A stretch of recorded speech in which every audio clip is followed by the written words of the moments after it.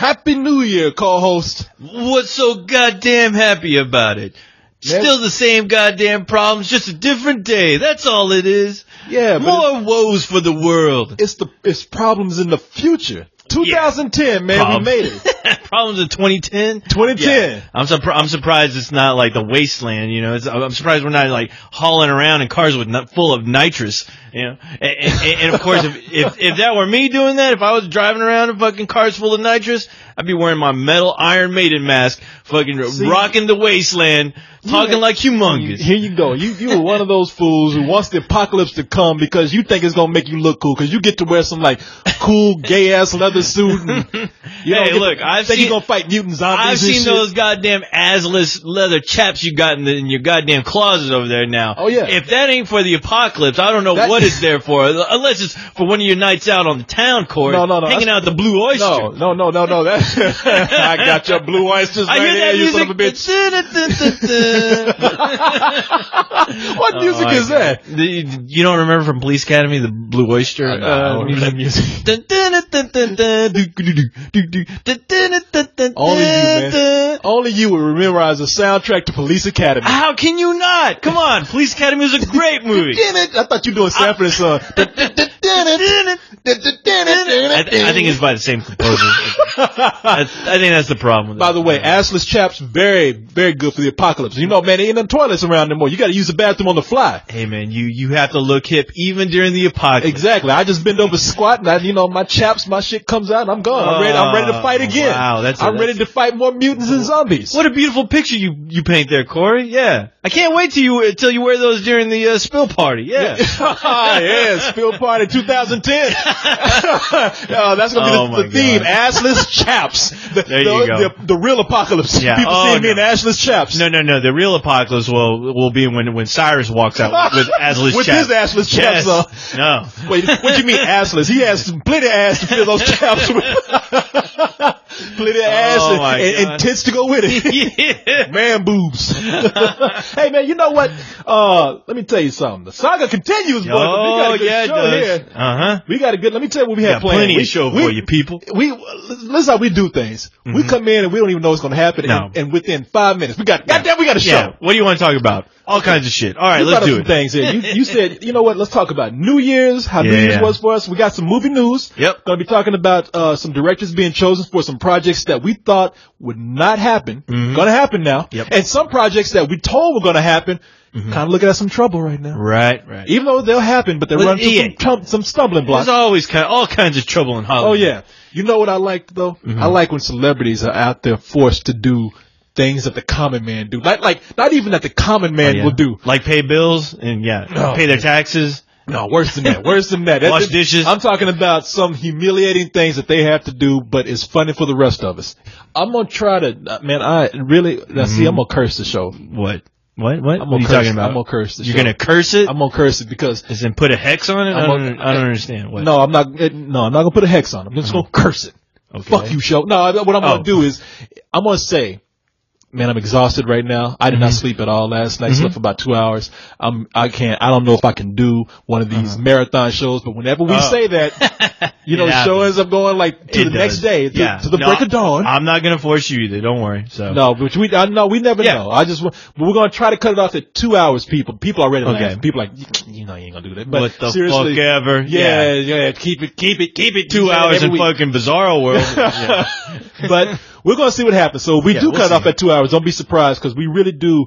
We don't want to rush your emails. I feel like we've been rushing people's emails lately. I want to actually rushing them. I mean, how many good emails do we actually have out of that whole? And I'm actually whenever lying. We go through, we spend. You are lying. We spend a lot of time on emails. We spend a lot of fucking time on emails. I was like, what are you talking about? You must be tired. I'm exhausted. We don't spend enough time. We spend too much time. I know. We'll answer the email and we'll answer a question they didn't even ask. Yeah, we're sifting through that shit. Like crazy. You kidding me?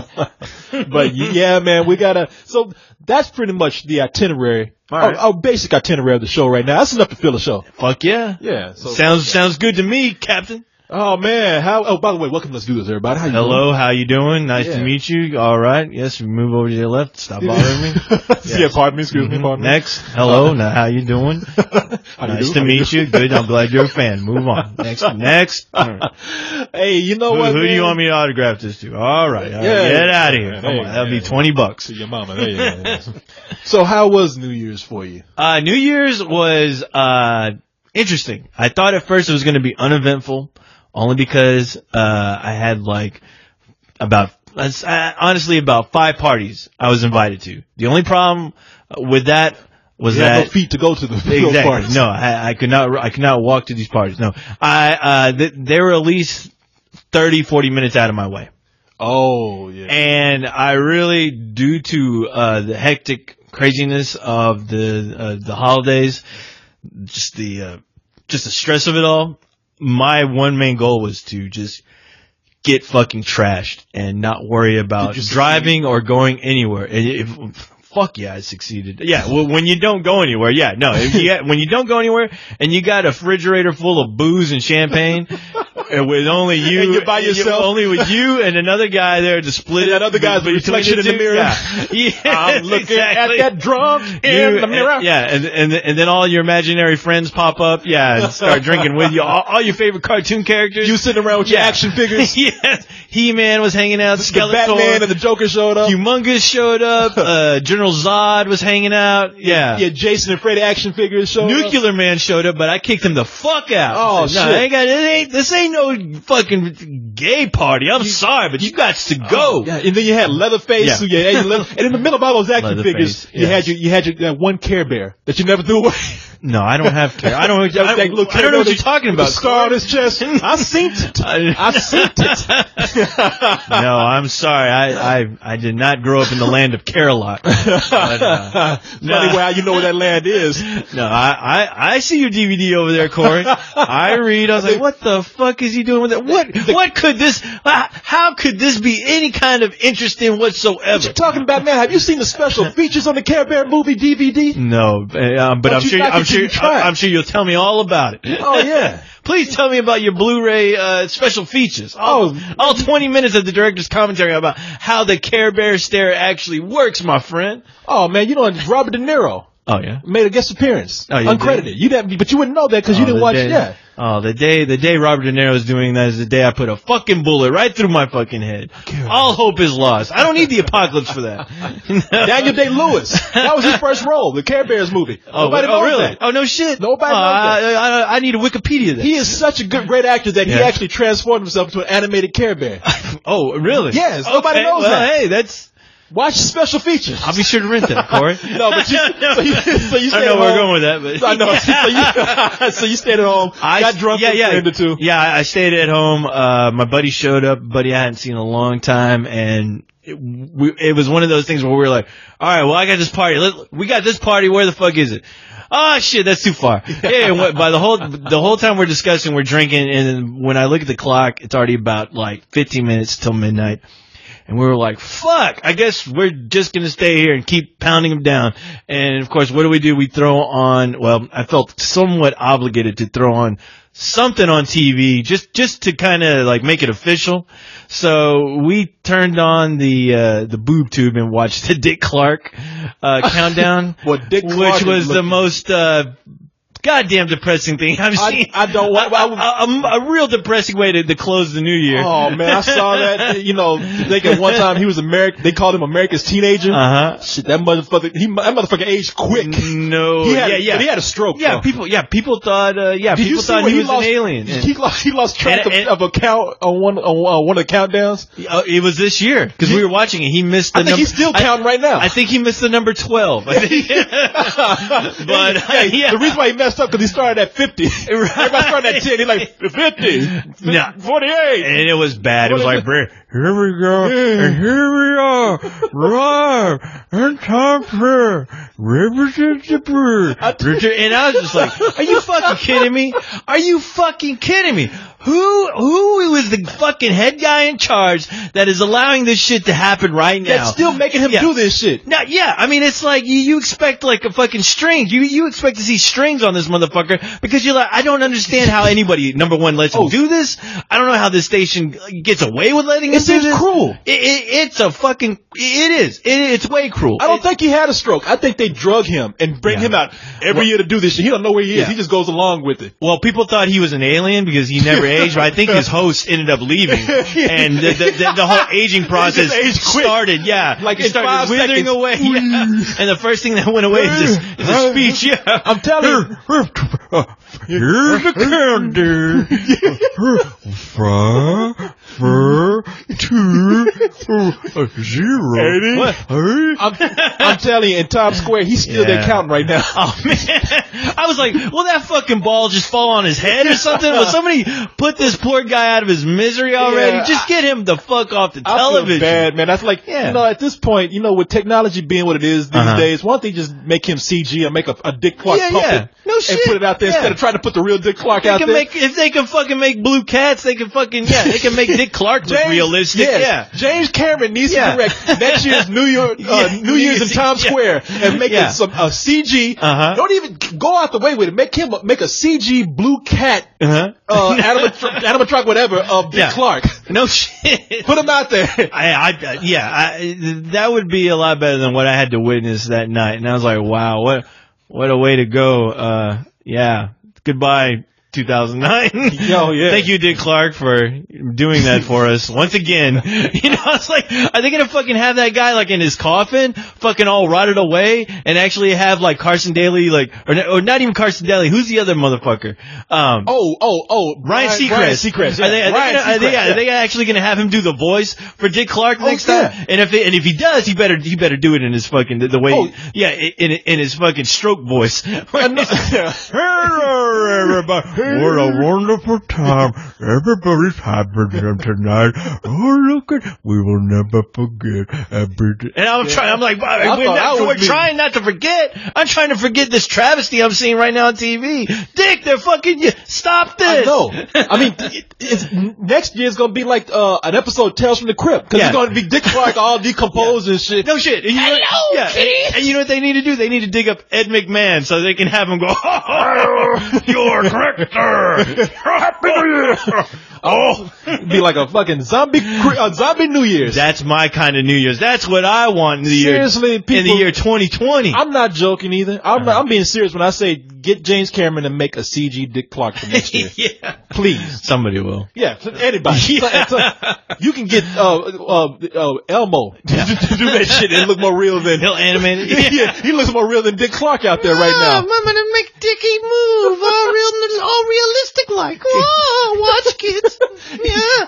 Can't you see Elmo cussing out Dick Clark? Elmo says, "You get your own ass out the way. Let me do that. Let me do my shit. Let me get this countdown started, bitch." Can't you see?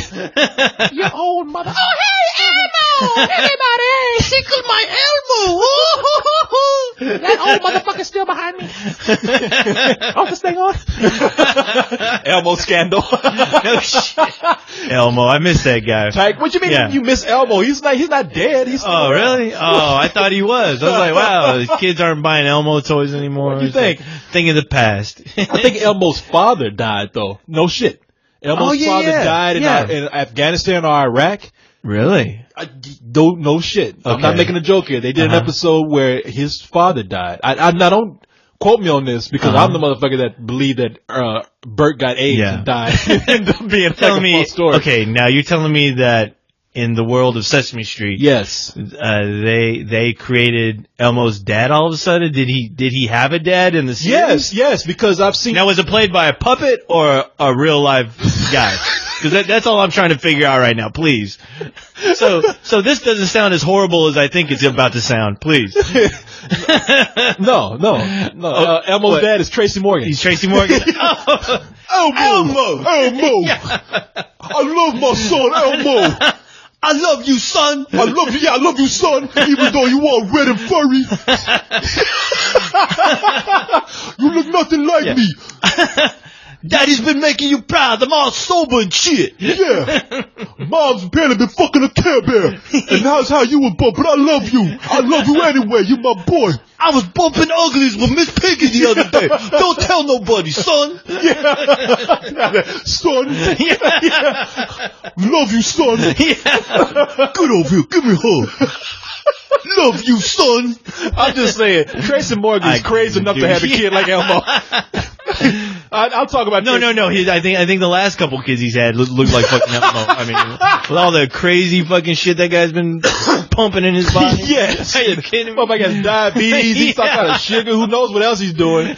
Mine is fucked up. Why couldn't he give birth to Elmo? He gave birth to Elmo, not a woman. You came out of my ass, son. went to take a shit. I looked down, there was a little piece of red lip. I love you. Some red lip with eyeballs and an orange nose. I named you Elmo. You're handsome like your father. You will be successful, yo. Success. My picture's success. You're gonna grow up in my hood. You're gonna move to Sesame Street. It's the real hood, yo. It's rough there. Yeah, fuck that shit. But man, Oscar go fuck himself. That's my trash can, bitch. Yeah. Fuck Oscar. He fuck with you. You tell me, son. Yeah. I'll fuck him up.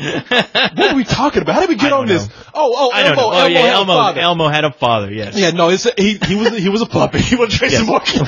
We're done with our comedy now. Yes. Yeah. Lame ass comedy, which makes no sense. No sense. No. But he had a daddy. Okay. He looked like Elmo, and he went to go fight the big war. He looked kind of like Telly Munster. You remember Telly Munster? He was like the neurotic Muppet who was always like. No. Yeah, they had it. Like this. They never said it, but I think Telly was suicidal. Like Telly would freak out. Like no, okay. Telly would freak out over things. Like Telly would. He was neurotic. Whenever like the littlest thing went wrong. Yeah. He was like. I gotta make this right. Nobody's gonna like me. I'm not even right. I mean, he was like panic. Sound like he was having an orgasm. Oh my God. Not on the, I don't want to do it on your face. Open up. I hope I'm doing this right. I don't want to get the couch dirty. He looked like people, if you remember Telly, Telly maybe it's another dead Muppet. Maybe he probably hung himself or something, but no, Telly he was kind of purplish pink. So Elmo's dad kind of looked like Telly. You know what? Here. Oh, okay, Let me look it up. Here. Yeah, look it up. Because So I was about to say, well, so are they saying that a Muppet went to go fight the war? And I went to go fight the Taliban. I saw a special where he said a Muppet to go fight the Taliban. Yeah. Where? Yeah, I want to see that episode. I want to see where a Muppet finds Bin Laden. Yeah. You know, I found him. Yeah. Hey, over here, guys. Yeah. Today's special letters F. For found. And also, it's for fire? Fire! Yeah. And fuck you, Bin Laden! Yeah. But let me see Elmo's dad here, man. There's Elmo's dad right there. Okay, let me see real quick. Okay, here it is. Oh, no shit. Elmo's dad ships out for duty on Sesame Street. And let me type in Elmo's dad. Dead. I remember that fucking guy. I saw. I'm not making bullshit up here. I saw. Like it wasn't. I don't know if it was an episode of Sesame Street or they were doing some sort of special. Yeah. And it was about parents, and Elmo was hanging out with his dad, who was wearing a uniform. Yeah. And so he was going out to fight the war. And oh wow. Elmo's dad died. Let's see. Death hits hard on Sesame Street as Elmo loses uncle to war. Oh, so his uncle died. Oh, okay. Okay. Yeah, because that dude used to hang out with Bert, right? And who? His uncle. I didn't even know he had an uncle. I don't know. Okay, because the picture you just showed me at least. I think that was Elmo's dad. Was actually a character a long time ago. I don't know. I don't really keep up with Sesame Street. Like that's Elmo's dad right there. Okay, yeah. So yeah, I didn't know anything about. Maybe that was his uncle that I saw in that episode. Okay, I don't know. I remember seeing a fucking Muppet in uniform. Yeah. I thought maybe I was. So what should we do? Have a moment of silence or something for a Muppet? If I was drinking, I'd like pour a little alcohol on the carpet for your dead homie. For my dead homie. You didn't know him, Corey. Pour a little alcohol on the the fabric. Yeah. Make sure your parents are there right in front of you when you do it. Fallen Muppets in the war. How insulting would that be? Like, they actually, like, showed all these people who died in the war, and then they put up a fucking Muppet. Yeah. I'd be mad as hell if I had a relative down over there. I'd be like, you gotta be fucking kidding me. You see him on, like, a memorial wall. Yeah. His name. Like a freeze frame of a Muppet, you know, smiling. And Elmo Sr. Yeah. Yeah, man. What was the guy's name? What was his name? Who? His uncle. I didn't read it. They didn't have the unknown soldier. It does say Elmo's dad gets sent to Iraq, so maybe that was Elmo's dad that I saw. Yeah, what's up? They deployed shipping all them goddamn. I know. Are we hurting so bad? Yeah, we gotta like recruit Muppets. Not recruit them, but just fucking draft them. We're drafting the whole Muppet world. Fucking Gonzo fucking running out there with a machine gun, fucking tripping over shit. Animal out there from the Electric Mayhem band. Oh fuck yeah! Animal in a tank, fucking blowing shit up like crazy. Taliban. Shit, it couldn't hurt at this point. God damn. Man, but speaking of drop the bomb on Saddam. You see fucking Animal coming down that bomb like Dr. Dr. Strangelove. Dr. Strangelove. Doing a Slim Pickens. Kaboom. Jesus. No, you know, Sesame Street, they tackle some serious issues in other countries. In Africa, they have their version of Sesame Street. Oh, no shit. It's called Sesame... No, I know that's wrong. Okay. No, it's but over there, the AIDS epidemic, as we all know, is so serious that they have actually addressed it on Sesame Street. They have a Muppet character who has AIDS. Oh, really? Yeah. Huh. So, yeah, it's like now, little girl. Now, on the American version, don't they also have a character with AIDS? I thought they did. I don't know. I'm pretty sure they do. Yeah, it's Bert. Yeah. No, I don't know.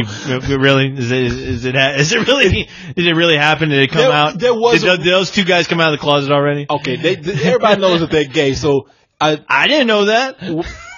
I thought they were just fucking college roommates or something, just hanging out. Just never got married. Yeah, banging on drums, fucking jamming out, fucking getting high all the time. Never went out with chicks. Yeah. Always hanging out together. Doing acid, playing with rubber duckies in the bathtub. Yeah, what's wrong with that? They even took a bath together. They were just really close friends. No, those motherfuckers gay as fucking sunshine. But there was a rumor going around. Yeah.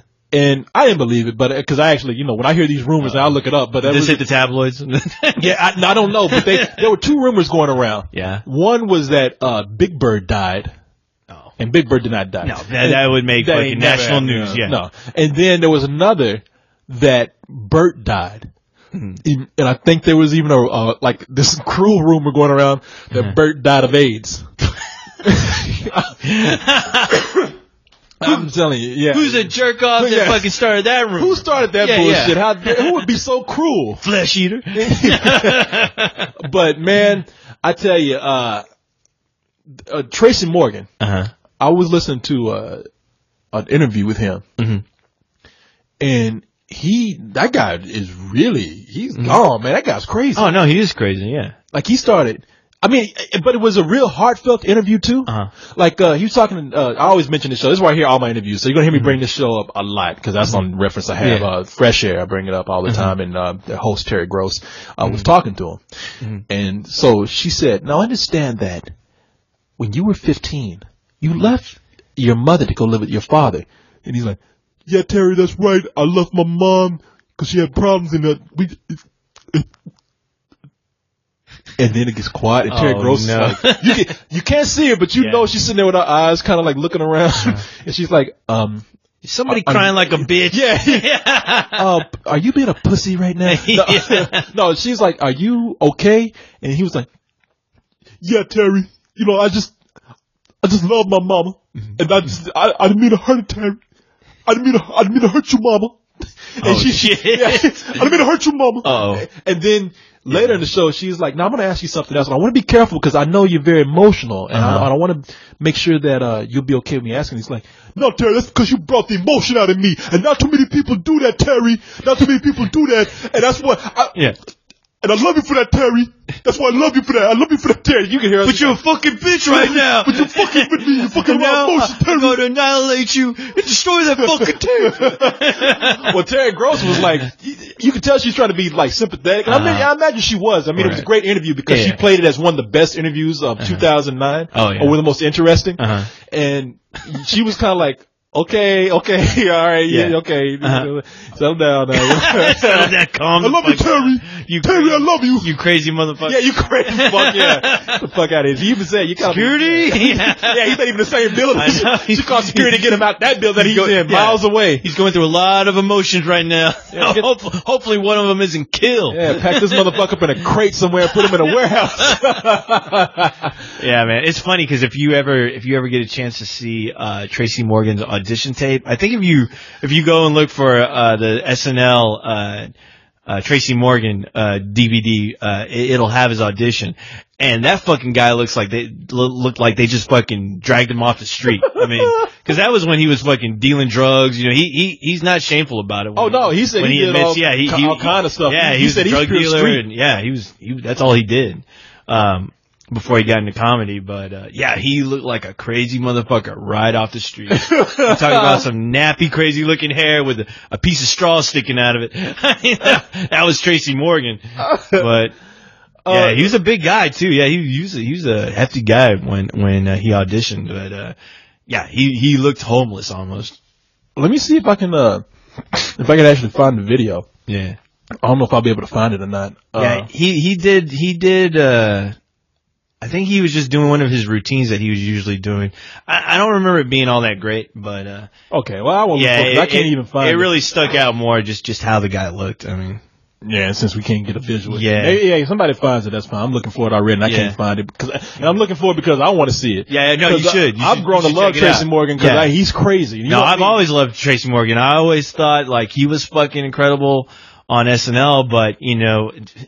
It's one of those situations that I hate about SNL is that I think their most talented people they have on that show always get thrown to the wayside for these people who I don't know if it's because they've been there longer or they've been writing there longer, but usually the people I don't care about are always the highlighted group of guys.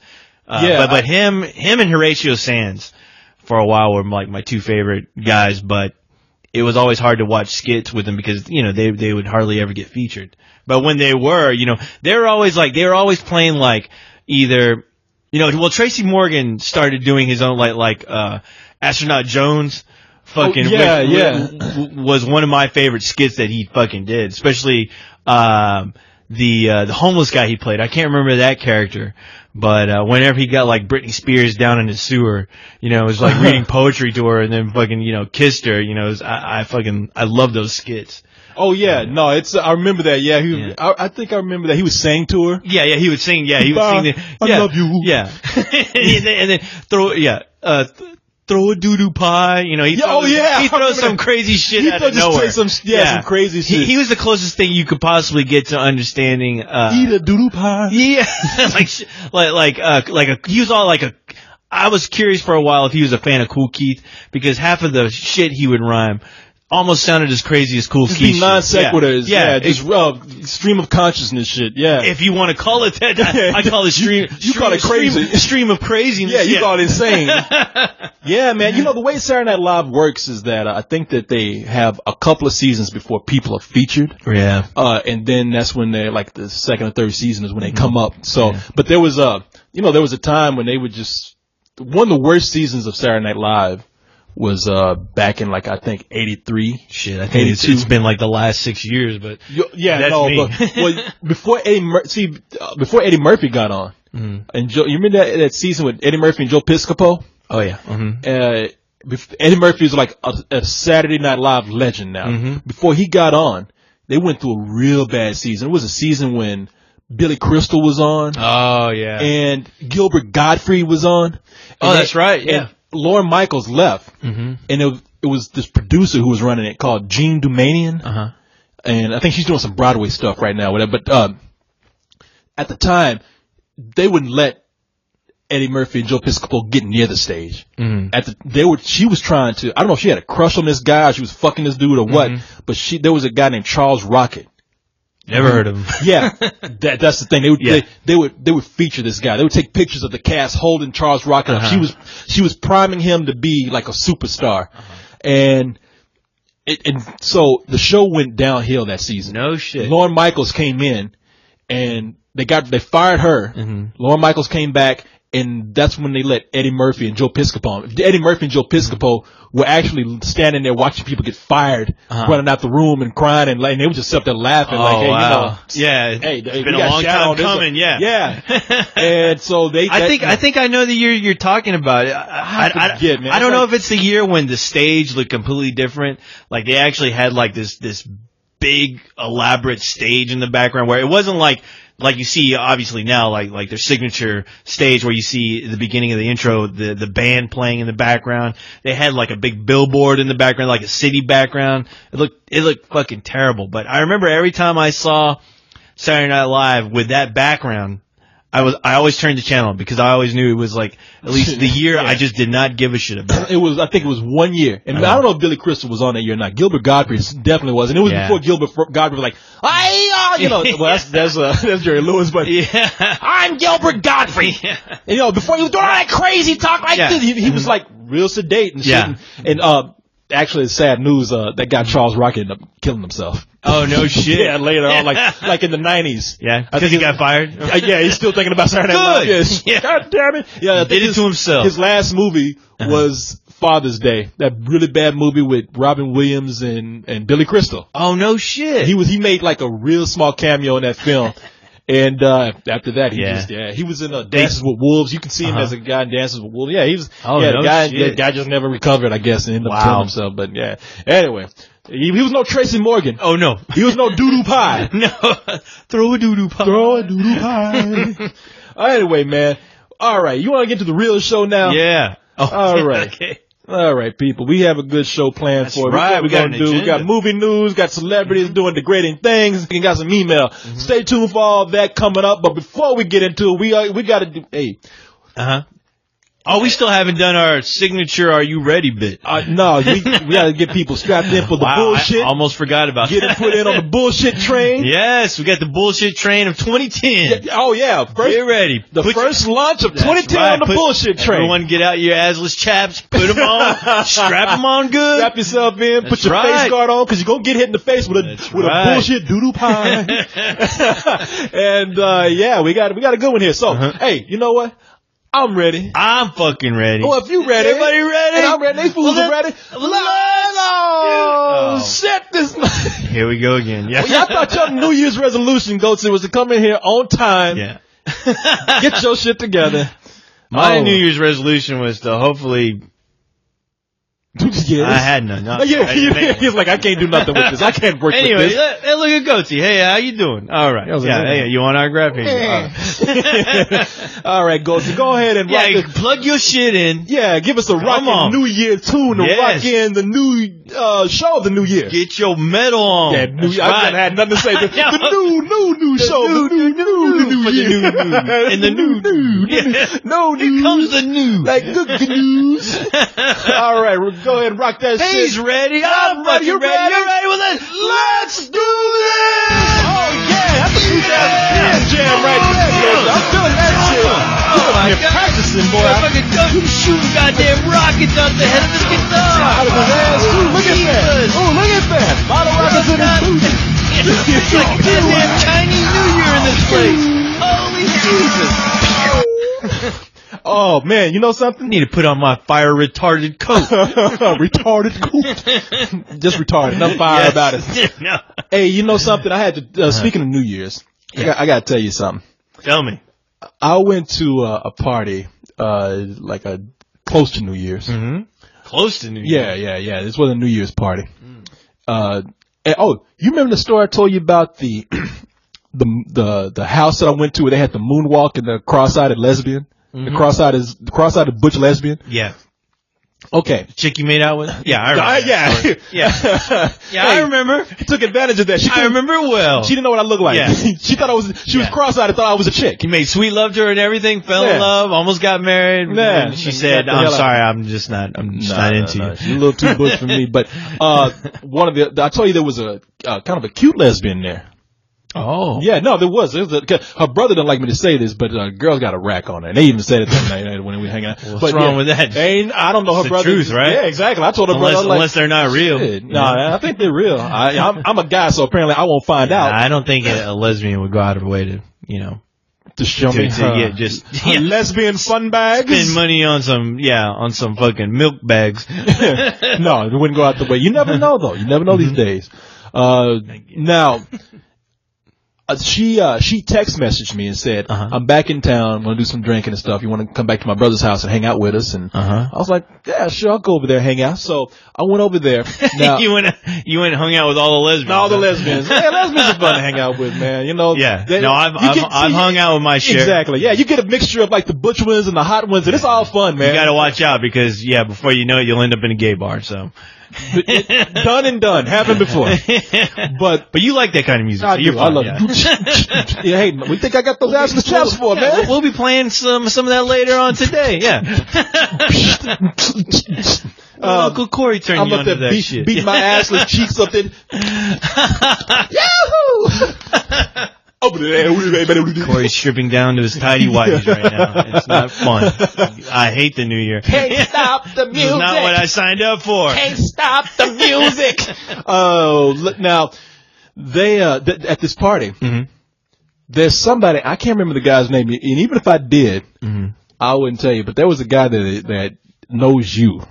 Oh shit. Yeah. Now knows me. Man, that party took a weird turn because it ended up not being a party. It ended up being just me, the brother, his sister, and the brot's ex-girlfriend there, and this guy that I'm telling you about. The guy who apparently knows me. Okay. Yeah. So we're there, and it got weird. Okay. So first of all, the guy is sitting on the couch with the lesbian girl. Do tell, yes. Yeah, and so they're just sitting there, and they know each other well, so they're having a good time, and then they start kind of ragging on each other. She's drunk, I mean, she's wasted, and so she starts they start kind of wrestling around, and then the brother's ex-girlfriend gets in on it, and they're just kind of, and I think they all know each other, they're just playing around, joking around and whatnot.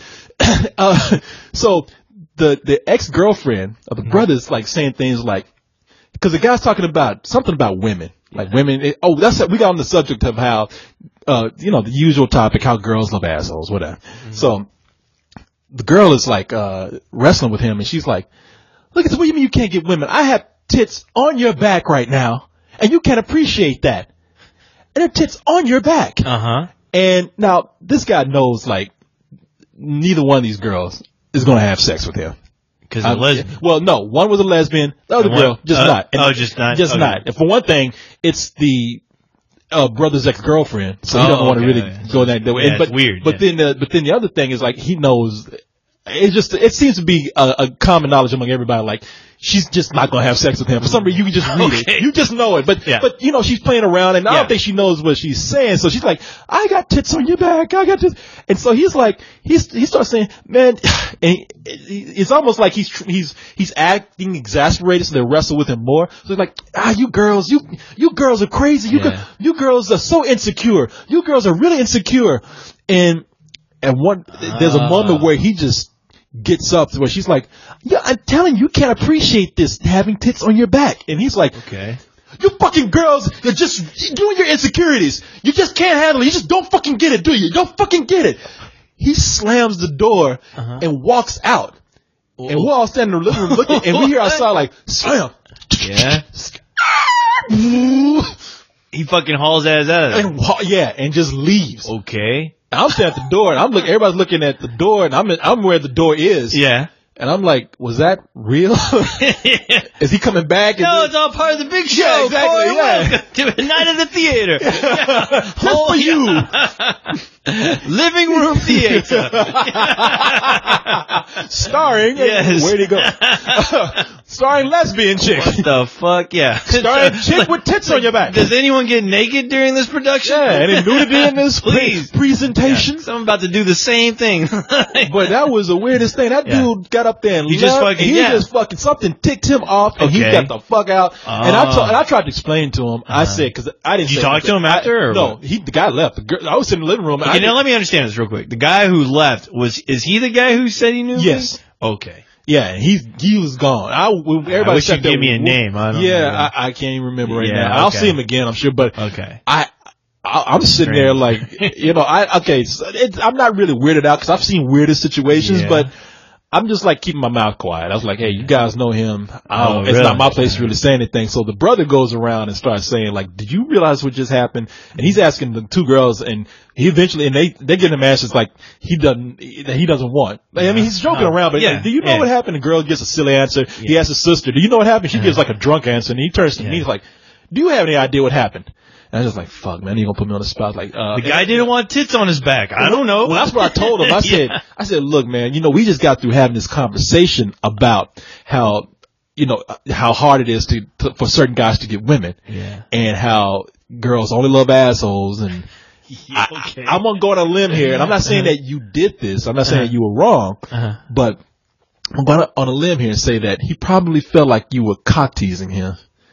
Okay. Because the girl's talking about look, if some girl was bragging to me talking about I got tits on your back, I'd be like, what a fucking party. Yeah, exactly. I was like, this is what a New Year's party should be let's about. see what else you can put on me. Tits on me. Yeah, I'm like saying, at this point I'm like saying, I told him, I said, look, it's like it's the reason why I don't go to strip clubs. Yeah. It's like if somebody's promising me breast and I can't have them in a true sexual way, if they don't give you sex, you're not down with I'm not down with that. So don't come teasing me, sexually with me. And if it's like, and I'm not the kind of guy who's gonna get mad. I'm like, if I was in that situation, you're not gonna go running out of the strip club slamming doors, right? Fuck you, you fucking strippers and your insecurities. Get the fucking that guy is gay.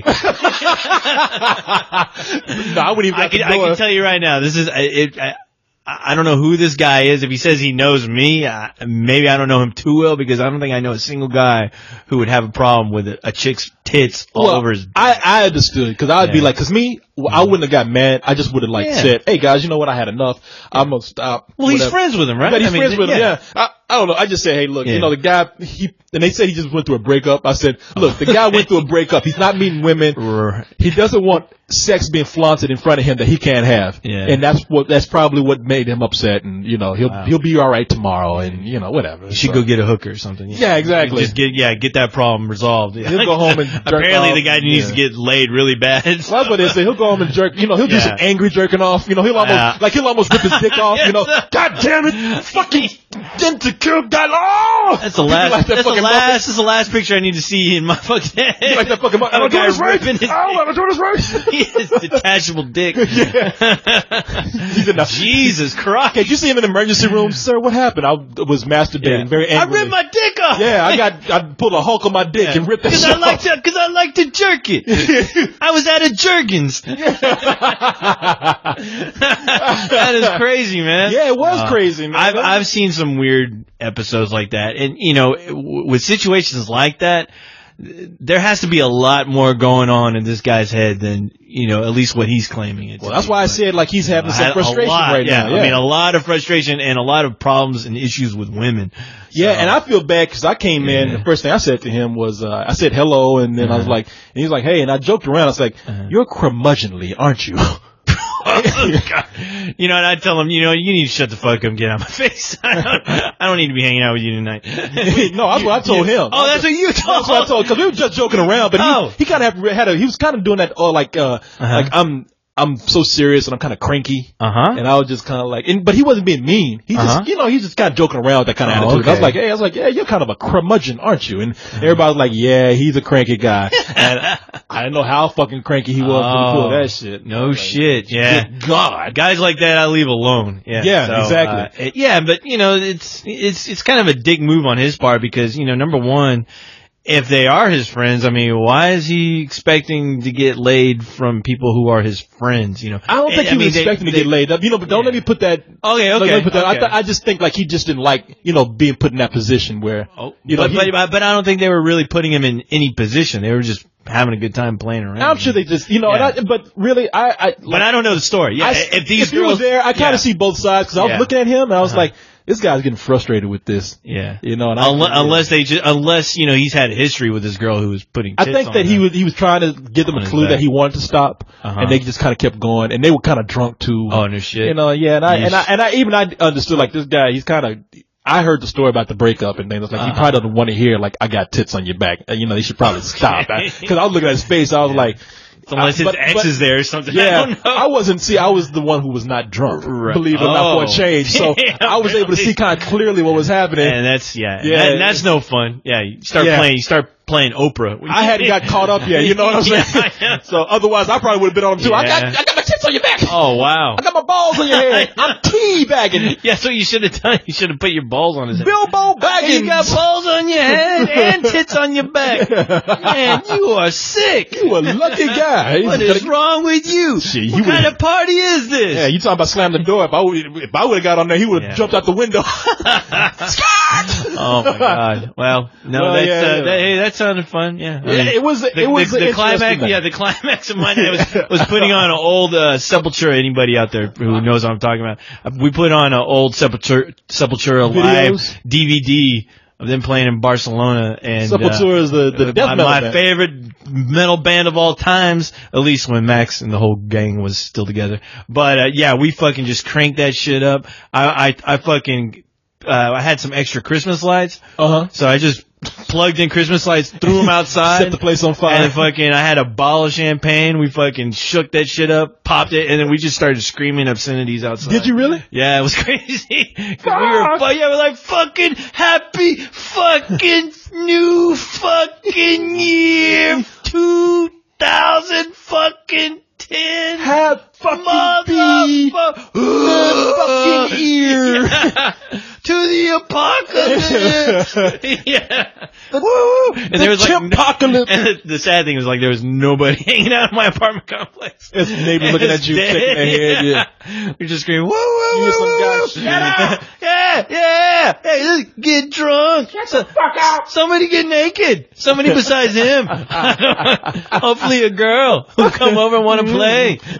Where's that voice coming from? That's how I sound when I'm drunk. Want to play. Is that your alter ego when you get drunk? That's my champagne drunken happy voice. fucking New Year. How about a good time, girls? No, it's so non-threatening, you almost feel safe to come over and hang out and take off your clothes. And that's non-threatening. Who wants a champagne bath? Huh? We got Christmas lights too. Oh, how festive. I swear, any girl hear you saying that to them is running the other way and getting the police. Are you running to tell all your friends about the party? Are you telling the authorities? Invite them too. Oh, the cops are coming too. Not to arrest us, but to party with us. Yes. Get your police. They can't save you from the party now. It's a rockin' metal New Year's. Dick Clark will be here. Dick Clark he's going to be doing the countdown in his crazy voice. And he'll count all wrong. He'll be counting down all fucked up. The only way to hear a countdown. He'll be counting down from 100. It's an all-night thing. Hey man, you want to get into some movie news here? Man, you were telling me about some interesting things. Yeah. They announced that they're going to begin shooting the Thing prequel in March. That's good. I heard that was stalled for a little while. Yeah. And I was really nervous about that at first because they said that they were going to make a sequel to The Thing. Now, the Thing from 1982, John Carpenter's The Thing, which was a remake of I think the original thing came out in what 1950. Your guess is as good as mine. Yeah, 1950 something. Back in the days of black and white. Yeah. Oh yeah. If you ever watched the show Gunsmoke, the sheriff Matt Dillon, he was the monster in that 50s. Yeah, he was like the Frankenstein looking thing. Yeah. Yeah, he was like freakishly tall. Yeah. And so they like gave him like a Frankenstein head and called him a creature. Even though the short story, which was written like back in like the 40s, I think, or something, was actually had more in common with the John Carpenter remake. They talked about all kind of weird things like I'd actually love to read cows melting and stuff like that. No shit. Yeah, you should read it. I need to. It's pretty freaky. Okay. I haven't read it in years, but it's really freaky, man. It's a good story. Yeah. Okay, I had no idea it was actually from a book. Yeah, let me look up and see when this the original thing came out, the movie. But they're actually starting to they're starting production on it, and I think it's still it's 1951 by the way. Okay, 1951. It's a story from the guy who wrote Battlestar Galactica, the TV series. I think the guy's name is Rodney Moore. Oh, really? Yeah. Which, that guy, I was pretty impressed with Battlestar Galactica. I actually love that show. So if he's doing it, I'm not too frightened by what they could end up doing with the prequel. That's actually going to be talking about the story involving the Norwegians who found the thing, who actually unearthed it. So it's going to be interesting to see exactly what they do with it and what direction they want to take with it as far as just the creature itself. If they're going to try to just stay faithful to John Carpenter's idea of how that thing mutates and, gets from person to person. Yeah, if you remember John Carpenter's the thing, it was an alien being, and nobody knew the real form of it or what it was like because it took over. I think it would take over. It would take over your body, and it would start to imitate your cells, your cell structure. Yeah, and it would take your take human form. It pretty much take you over. It's like it would take the form of a dog or a person. Yeah, and you so, just had no idea. Yeah, and so what you would have here is like the thing would like look like the host that took over at first and have the same traits and abilities and whatever, but if in danger or if it had to like attack another host or victim, it would do all this freaky shit. Like there's a scene in the movie where the thing takes over a dog first, and then in the kennel he's taking over other dogs, and you see tentacles coming out of his stomach, and you see it basically it reacts. Yeah, any kind of threat, it'll just mutate and react in any way possible to either, survive, basically. Because half the times that, it was discovered, either somebody like about to do something like my favorite scene is a chest bursting scene where the rib cage opens up. There's this one guy they think is dead, and they're trying to do CPR on him, and they get out the chest, vice the hands off. The fucking guy's pushing down on the chest, and the rib cage, the whole chest opens up, and it looks like these teeth. Looks like a bear trap. Yeah, and these teeth just chomp down on his hands, and then the body just starts mutating just to escape. Oh, they have crazy. They have a lot of classic scenes in there, like the mutated head scene, the spider head, the spider head with the two eyes that come out of it. One guy's like, you gotta be fucking kidding me. Oh yeah. They have the scene where it's even a blood sample. Yeah. Reacts. Right. And the biggest classic scene in there is that they got a lot of people tied up. There's like about 3-4 people tied up, and they're trying to figure out which one of them is the thing, because nobody knows. That scene was fucked up. And the guys are all tied up together on like a couch. And so when they know like whichever one of these guys is a thing, and he starts reacting in a violent way, the rest of these guys aren't gonna be able to get away. Oh no, because they're tied up with the fucking thing. And there's a great scene where you see the thing mutating, and the guy, the host, the head starts to mutate and starts to get all misshaped, and there's a guy right next to him screaming for his fucking life to get the fuck away from the guy. He's tied up right next to him, and he's completely helpless. Man, the thing is, like, at the time, I don't even think it did well when it came out. I don't know. The shocking thing, you're right. It didn't do that well at all. But I don't. you know, it's stories like that. It's kind of typical for movies like that, that end up getting like such a cult notoriety. You find out that, yeah, they didn't do too well when they came out, but man, the thing, John Carpenter's The Thing actually grew some fucking legs, and yeah, No, it managed to, you know, find itself nicely put in the bosom of cult film history. It's one of the greatest science fiction movies made, man. Mm-hmm. It really, seriously is. The special effects are, to this day, I think, just incredible. They still hold up. Yeah. When that's the example that people use when they say use more practical effects, because they just look more, they look real. They look more natural. They say, look at The Thing, 1982. Look at how those effects were done. Now, granted, there's a big stop motion monster at the end of the movie, and that looks totally fake. But the rest of it, it's like brilliant. Especially that scene in the kennel with the tentacles on the dog. Like that looks fucking real. It's crazy, yeah. Especially, when you see the dogs mutating.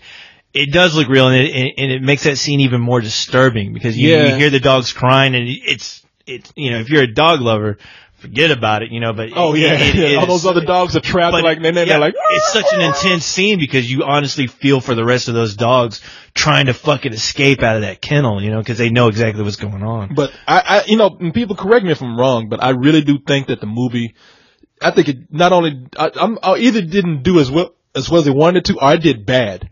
And there's even been a rumor that, maybe it's not even a rumor, I think it's been said that like not George Lucas, but John Carpenter has said like E.T. might have hurt the business. Yeah, you know what? You're right. E.T. You're right. It was another alien movie that was rated PG. No, you're absolutely right. And people flocked to that. Because people were so used at the time to aliens being hostile, and then I think E.T. introduced, you know, the world to a loving alien that, you know, everyone wanted to own a fucking plush toy of that year. And it did hurt The Thing. And nobody wanted to see a benevolent creature, you know, from space. I was going to look it up here, but I mean, I think you're right on the money with that. E.T.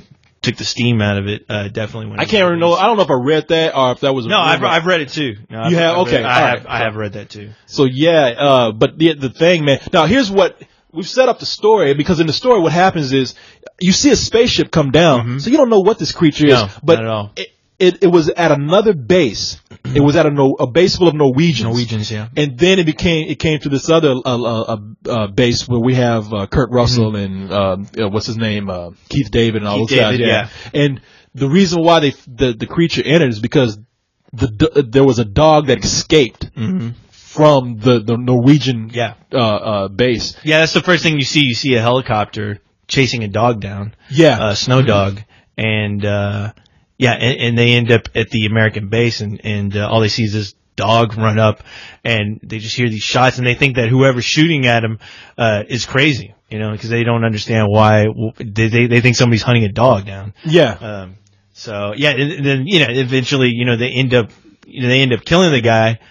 But then, you know, they try to discover, like, what exactly, you know, why were these guys chasing down this dog, and where did these guys come from? And they find out that there's a base, and that's the whole, that's why I think a prequel is perfect, because what happened at that Norwegian base? Oh yeah. And the cool thing, if you watch the original Thing, when they're walking in, it's McReady and the scientists, they go in to check it out, and you see like all the remains of the bodies, where, you know, these mutilated bodies that look almost melted, you know, and it's like a big mystery, you know, and you're just like, wow, what the fuck happened here? And then you discover whatever they dug up, you know, you discover this huge shell of ice. It's like just a block of ice. And so that something was obviously cut out from, and they have no clue what exactly they find, because they find a tape where it shows them unearthing this something in the snow, you know, and they find out it was a ship. Yeah, no, it's a ship. So it's like, what kind of, and this is what I love about the movie, like, you don't know if this thing is intelligent or not. So if it came over on this ship, like, what kind of being that mutates like this? What was it what was its original form that it was flying a spaceship?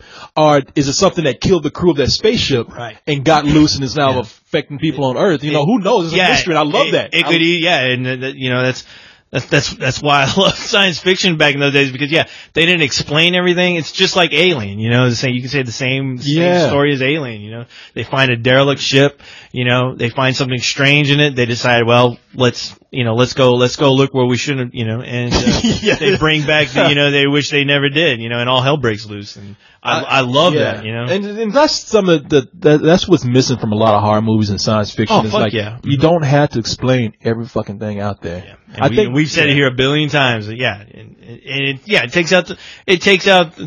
takes away the mystery. And, it's one of those things where, a movie like Alien or The Thing, it leaves you questioning, like, wow, what exactly was that? It allows you to think, and you almost want to go back and rewatch those movies, hoping to find more clues, while you're watching the movie again, about that story. It'd be nice if they had a movie where you didn't even know. Mm-hmm. But when it finally came out on Blu-ray or DVD, it's soon like revealed that if you go back and track the movie and hit these certain spots, you get every clue that's there to explain what you need to know. But you have to do the work yourself. Right. And that's what I loved about, the thing is that, certain movies, I think, when they do a really good job of keeping the mystery there, and then they become franchises. That's when they try to do their best to spoil what made it so interesting, and when they do a bad job of it, you just don't give a shit anymore. I don't know if you guys talked about it on a couple Coens. Maybe it was another show I was listening to, but James Cameron's director's cut of Aliens, where there's a scene cut out where Newt's family finds the derelict ship on the planet, but when you're watching the theatrical version, they don't exactly show how the events transpired to. I was talking to you about that. I was talking about how like CBS would show all this stuff like that was missing, and like they showed the actual colony where you didn't get to see it in the theatrical release. Yeah, you see the colony. Yeah, I always thought that even with the director's cut, I loved how James Cameron, even with that, hinted at what happened without showing you. He just shows you Newt's family finding the ship. And then there's a shot where you don't even see the family going on the ship. It's just a shot of the father, Newt's dad, with a face hugger on him. Yeah. And then it cuts off, and that's it. And that's it. Yeah. Yeah. And it doesn't go into, okay, this is what happened, at the colony. They keep all that a mystery, because you can go back. So anybody who wanted to resurrect the whole Alien franchise could easily make a movie about what happened at the colony. When the aliens were attacking, it could be called Aliens Last Stand, it could be a prequel to Aliens. They could do a movie about that, which I'm sure hopefully, I hate saying hopefully, but maybe one day they'll, make a movie about the mystery behind the space jockey, in Alien, which, I know Ridley Scott has been, clamoring to do for a while. I wish, but 20th Century Fox keeps on fucking him and James Cameron. Before Ridley Scott dies, let's get these two guys together. James Cameron needs to go back and revisit Alien because he wants to. I know he wants. He wrote. He had a whole. I don't know if he had anything written, but he had an idea he wanted to present to 20th Century Fox about a new Aliens film, and the only thing is. He was going to do it, but his only thing was he told the studios, like, I know you guys are getting ready to do Aliens vs. Predator. Don't do Aliens vs. Predator, and I'm in. If you do Aliens vs. Predator, I don't want to be a part of this. Yeah, and of course I wish they would just come in and, from the words of Ridley Scott and James Cameron themselves, they would say, forget everything that happened after Aliens. Oh yeah. Mm-hmm. All right. I would kill this. This is something new. Yeah. Okay. It's either it's a direct sequel or it's a prequel or something. But just say, hey, look, you're talking to the official people here. Yeah. That shit didn't happen. Yeah. And as ridiculous as it sounds, a lot of fanboys over the years, they were saying this after when the third one came out. Let's just pretend the third and the fourth movie. Were just all a big nightmare. It's just a big dream, just have it in the script and go, we just woke up out of hypersleep. Wow, that was They were crazy. dreams and cryogenic sleep. Yeah, exactly. And then they were just like, okay, wow, that was fucked up. And you don't even have to explain it in the and movie. then that's it. That's and just, move on. Yeah. Move along. It's unofficially explained as a part of their history. Like, okay, yeah, they were all fever dreams, Exactly. Yeah, fuck all that, Yeah, I know we had this talk before, and you and I disagree greatly with it, but I love Aliens so much. And to an extent, I mean, I don't think Predator is as good, but Predator is a great. No, I love Predator. Predator is a great movie monster, man. That's a great character, and I just really hate the disrespect that Aliens versus Predator in the sequel of that did. It has, movies, man. It's one of those things where if there are any fans out there left as far as the Godzilla fans, when they're like, oh yeah, Godzilla, the original film, I fucking love that movie to death, but over the years, he became very much a movie monster, and they had him fighting like other movie monsters, not as high profile as Godzilla, obviously, but it became like a joke. And with these movies, it's like, well, you know what? I'd rather them, me selfishly, I tell myself, I'd rather them see the Aliens and Predators still on the screen than not see them. Because for the longest time, before they even did the Alien Predator movies, I was always watching the Aliens films to death, to where I'm like, I just want to see them back on the big screen. I don't even care at this point, because whatever they do, it's never going to build up to my expectation of what I expect out of that film, because now it is becoming a franchise, and, in the studio, obviously they know it sells and they're going to make money, but I'm just like, at least, if you're going to make Aliens vs. Predator, like when I heard about Aliens vs. Predator, I was really fucking excited, only because I was a huge fan of the original Dark Horse comic that came out, the series involving the Aliens vs. Predator, where it was set on a different planet.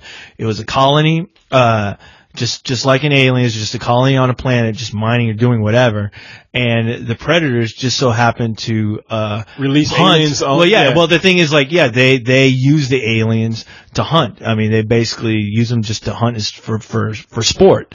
And there was a ship came down, dropped off eggs on a planet to take over the inhabitants, and and it just so happened people were around, and they ended up getting fucked. And the Predators came down, just like the original movie, where they were Predators in training, and they realized that there's this human colony, and they were like, well, fuck. But it was a great concept. It was simple, but at the same time, it's still remained faithful to the franchise without fucking them up. Well, see, my problem with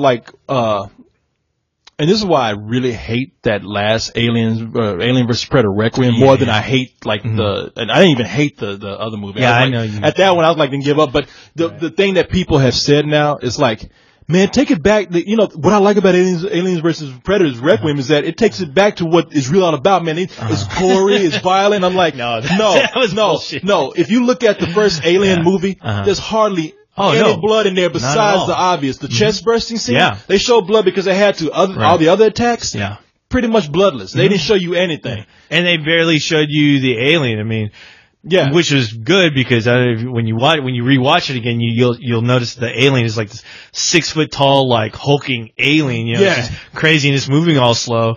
I mean, with the Aliens Requiem, I mean, I was like, all right, it looks cool, because I was sold on the idea that it was going to be a predator hunting down aliens, and that was it. As far as I knew there was going to be some kind of, there's going to be a bunch of people running around and they're going to get involved in the story. I didn't realize it was going to be as goofy as it was. I mean, especially with the whole teenagers, It was a slasher film. It was like, it was a slasher film, to the worst extent, because those characters you just did not care about, and not at all, and they were badly written. It was like everything seemed fine to me, with the exception of whenever there were the people were popping around. You heard the worst dialogue, but everything involving the aliens and predators, I was like, okay, I'm cool with this. It's like watching two movies, and it's like somebody keeps changing. It's like watching TV, and somebody keeps fucking changing the channel to fucking another horrible Friday the 13th film, and I was just like, stop doing that. I'm watching Aliens vs. Predator right now, and they kept switching it back and forth. And that's how I felt watching it. So the parts that I did enjoy, I enjoyed thoroughly.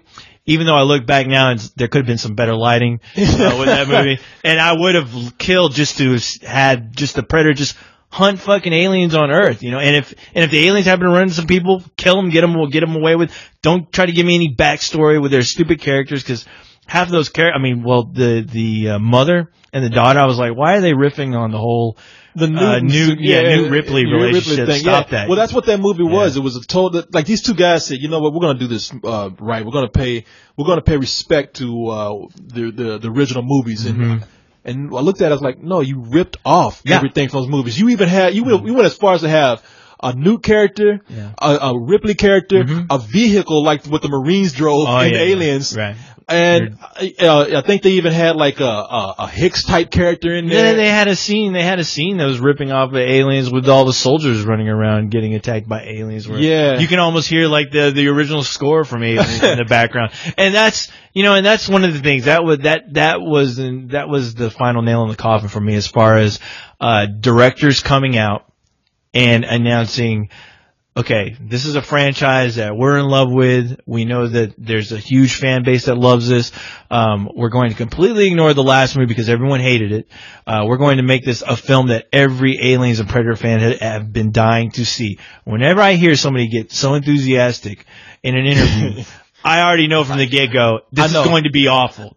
You can't trust it anymore. This is going to be giving a camera to one of these motherfuckers who writes these blogs about why all the Aliens vs. Predator movies sucked, and if it was in their hands, they would right all the wrongs.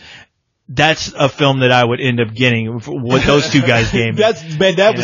You're right. Whenever I hear now when people say, "Oh, we're going to get this right and give the fans what they want," it's like, no, you're going to give yourself what you want. Exactly, yeah. Which you're going to rip off. You're going to try to recreate your favorite scene. Yeah. Only because you have a camera now and you can do it. Yeah. You might as well have had like action figures and videotape yourself playing with those. I was just about to say, it's like now I have the real original action figures to play with, and I'm going to fucking do this, and everyone's gonna fucking love it, and I'm just like, no, just. Well, hey man, talk about some other sequels that have gone astray. It's no secret at all. It's been a running thing on this site about Spider-Man 3. Everybody knows how we feel about it. Right. Now, I don't mean to keep bringing the movie up because everybody knows. Look, Cyrus and Leon love it. And everybody else around us hates it. Right. You know, I mean, and when the movie came out, they even gave it like a matinee saying, hey, look, it's a big budget special effects movie, but they have given up on Spider-Man with this. It's like after Spider-Man 2, which I thought was great. I loved it. Yeah. It was it was the Empire Strikes Back of that series as far as I'm concerned. But Leon and Cyrus don't want to listen whenever we've said, because we've all given them the argument that Sam Raimi did not want to do that movie. He wanted to bring in the Vulture. Yeah. And he wanted to, and he's in the Sandman too. There was a time when I was saying, like, I think he only wanted the Vulture, but he wanted to bring in the Vulture and the Sandman. And the Sandman, yeah. And he said, I don't want to have Venom in this movie. Now, Avi Arad, who was the producer, who produces all those Marvel movies, he was like, look, kids like Venom. I want Venom in the movie. Yeah. And that's what happened. Yeah. And so they don't listen. They're like, Did you have a talk with them? When we were first talking about this, I was like, guys, even Sam Raimi didn't want to make this movie. This is, I mean, he admits, there's been reports now coming out like, I've learned my lesson on Spider-Man 3. And I've said it numerous times where, just Sam Raimi just did not care for, you can type up any article with Sam Raimi talking about Spider-Man. I guarantee you'll find something where he just talks about how he just did not understand the Venom character, doesn't understand why he's a villain for Spider-Man, and he just did not get the character, and he just didn't know why it was so important.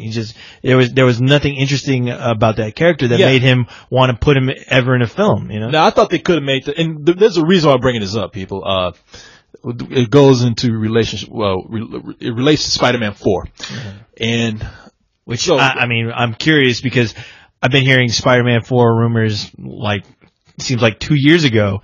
And it seems like there's still no real movement on the project. And I think he wanted Ben Kingsley to play the Vulture. Which would have been perfect casting. Yes, it would have. And so, now I mentioned this with Carlisle before. Him and I talked about this. And we were like, if they really wanted to do Venom, just have Eddie Brock, who's the Venom character in the movie. He was played by Topher Grace in the film. Please don't get him. Yeah, why they He chose was terrible. him? He was fucking terrible. Why him as a pissed off photographer who's like hating life? I don't know. I just didn't get that from him. He was a kid from the '70s show playing fucking Venom. That's all he was. I'm sorry. So we said just introduce the character before Venom, the character Eddie Brock. Have him being angry at Spider-Man throughout the film. He's getting angrier and more violent, and then at the end of the movie, he gets taken over by the suit. Boom! You got Spider-Man 4. Then you have time to develop that character a little bit better. You got your Batman Begins ending right there. There you go. To get people pumped up and excited. Yeah, so that was a major misstep that they took. But okay, so what's done is done. Sam Raimi wants to move on and do something else. He finally wants to bring the Vulture into the movie. Right.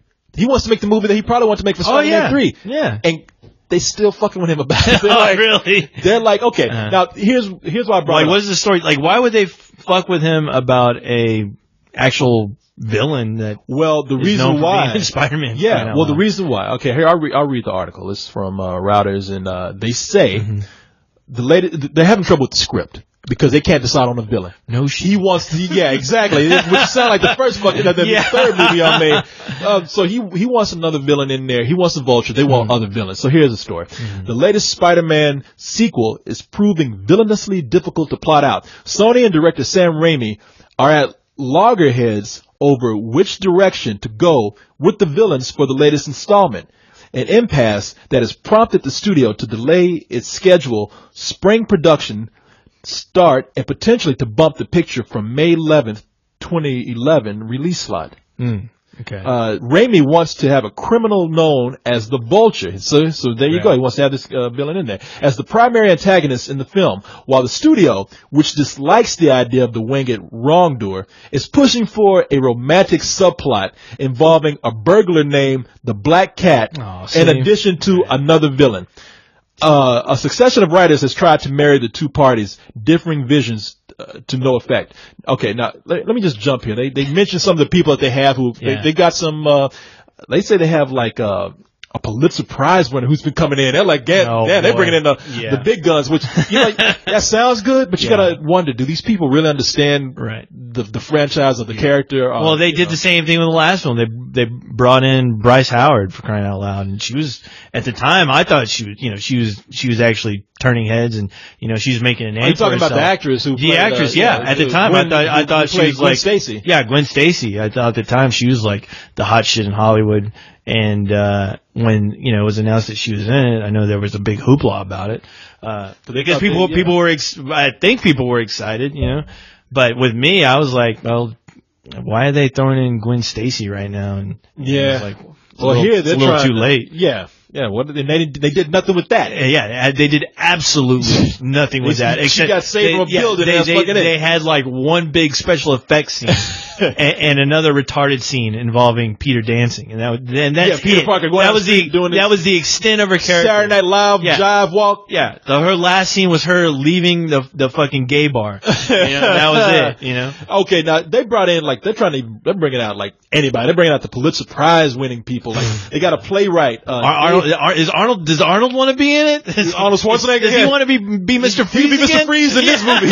Whole different. Everybody chill. I'll fix the script. The chilling sound of your doom. Greatest roller coaster ride of 2011. Bringing in Venom with the chilling sound of your doom. He's not in the Marvel universe. No, what the hell are you talking about? He's a villain. A super villain. He's fun. Remember his name, for he'll be the harbinger of your doom. He's the ultimate cool. But they got a playwright named David Lindsay Abair, Pulitzer Prize winner. He wrote Rabbit Hole. He was hired in 2008 to come in and write the screenplay. They got another version from the guy who wrote Zodiac to come in, a guy named James Vanderbilt. What? They brought in an Oscar nominee, Gary Ross, who wrote Seabiscuit. They're bringing in all of Hollywood, and they still can't manage to fucking iron out a script. Are you kidding me? They're bringing in Cormac McCarthy in the right version of it. Holy shit! The guy who wrote fucking The Road comes in. Fucking, they're bringing in Stan Lee. No Country for Old Spider-Man. Yeah, that old fuck Stan Lee can still pump out his script, can he? He used to write. But they say, okay, now here's where... Hello, true believers. Hey, we can't write a fucking script to save our lives. Excelsior! Yeah. Now, here's where I think we're justified in what we're saying. For all the people who thought that we were just making up shit and going by rumor, this is what we're saying. Raimi, a fan of the wall-crawling superhero since the character's 1960s debut, wanted to use classic villain Vulture in addition to Sandman, another classic creation for the movie. The studio pushed him to use Venom, a character that was introduced in the late 1980s, because it was thought that the character, with this slick alien symbiote origin, would kind itself to more effective marketing material and a way to attract, quote unquote, the kids. Yeah. So, and guess what? They fucked it up. Now the movie went on to I think it had one of the biggest openings ever. It's number 12. I think it has one of the highest openings, or number 12 of highest grossing movies or something like that. So it made money, but I'm sure plenty of shit in movies make money. Exactly. And I'm sure the drop off was huge. I mean, unless I'm wrong, but I don't ever pay attention to that stuff, but I mean, I don't know a single soul that gave two shits about that film. Well, besides the two guys that we hang out.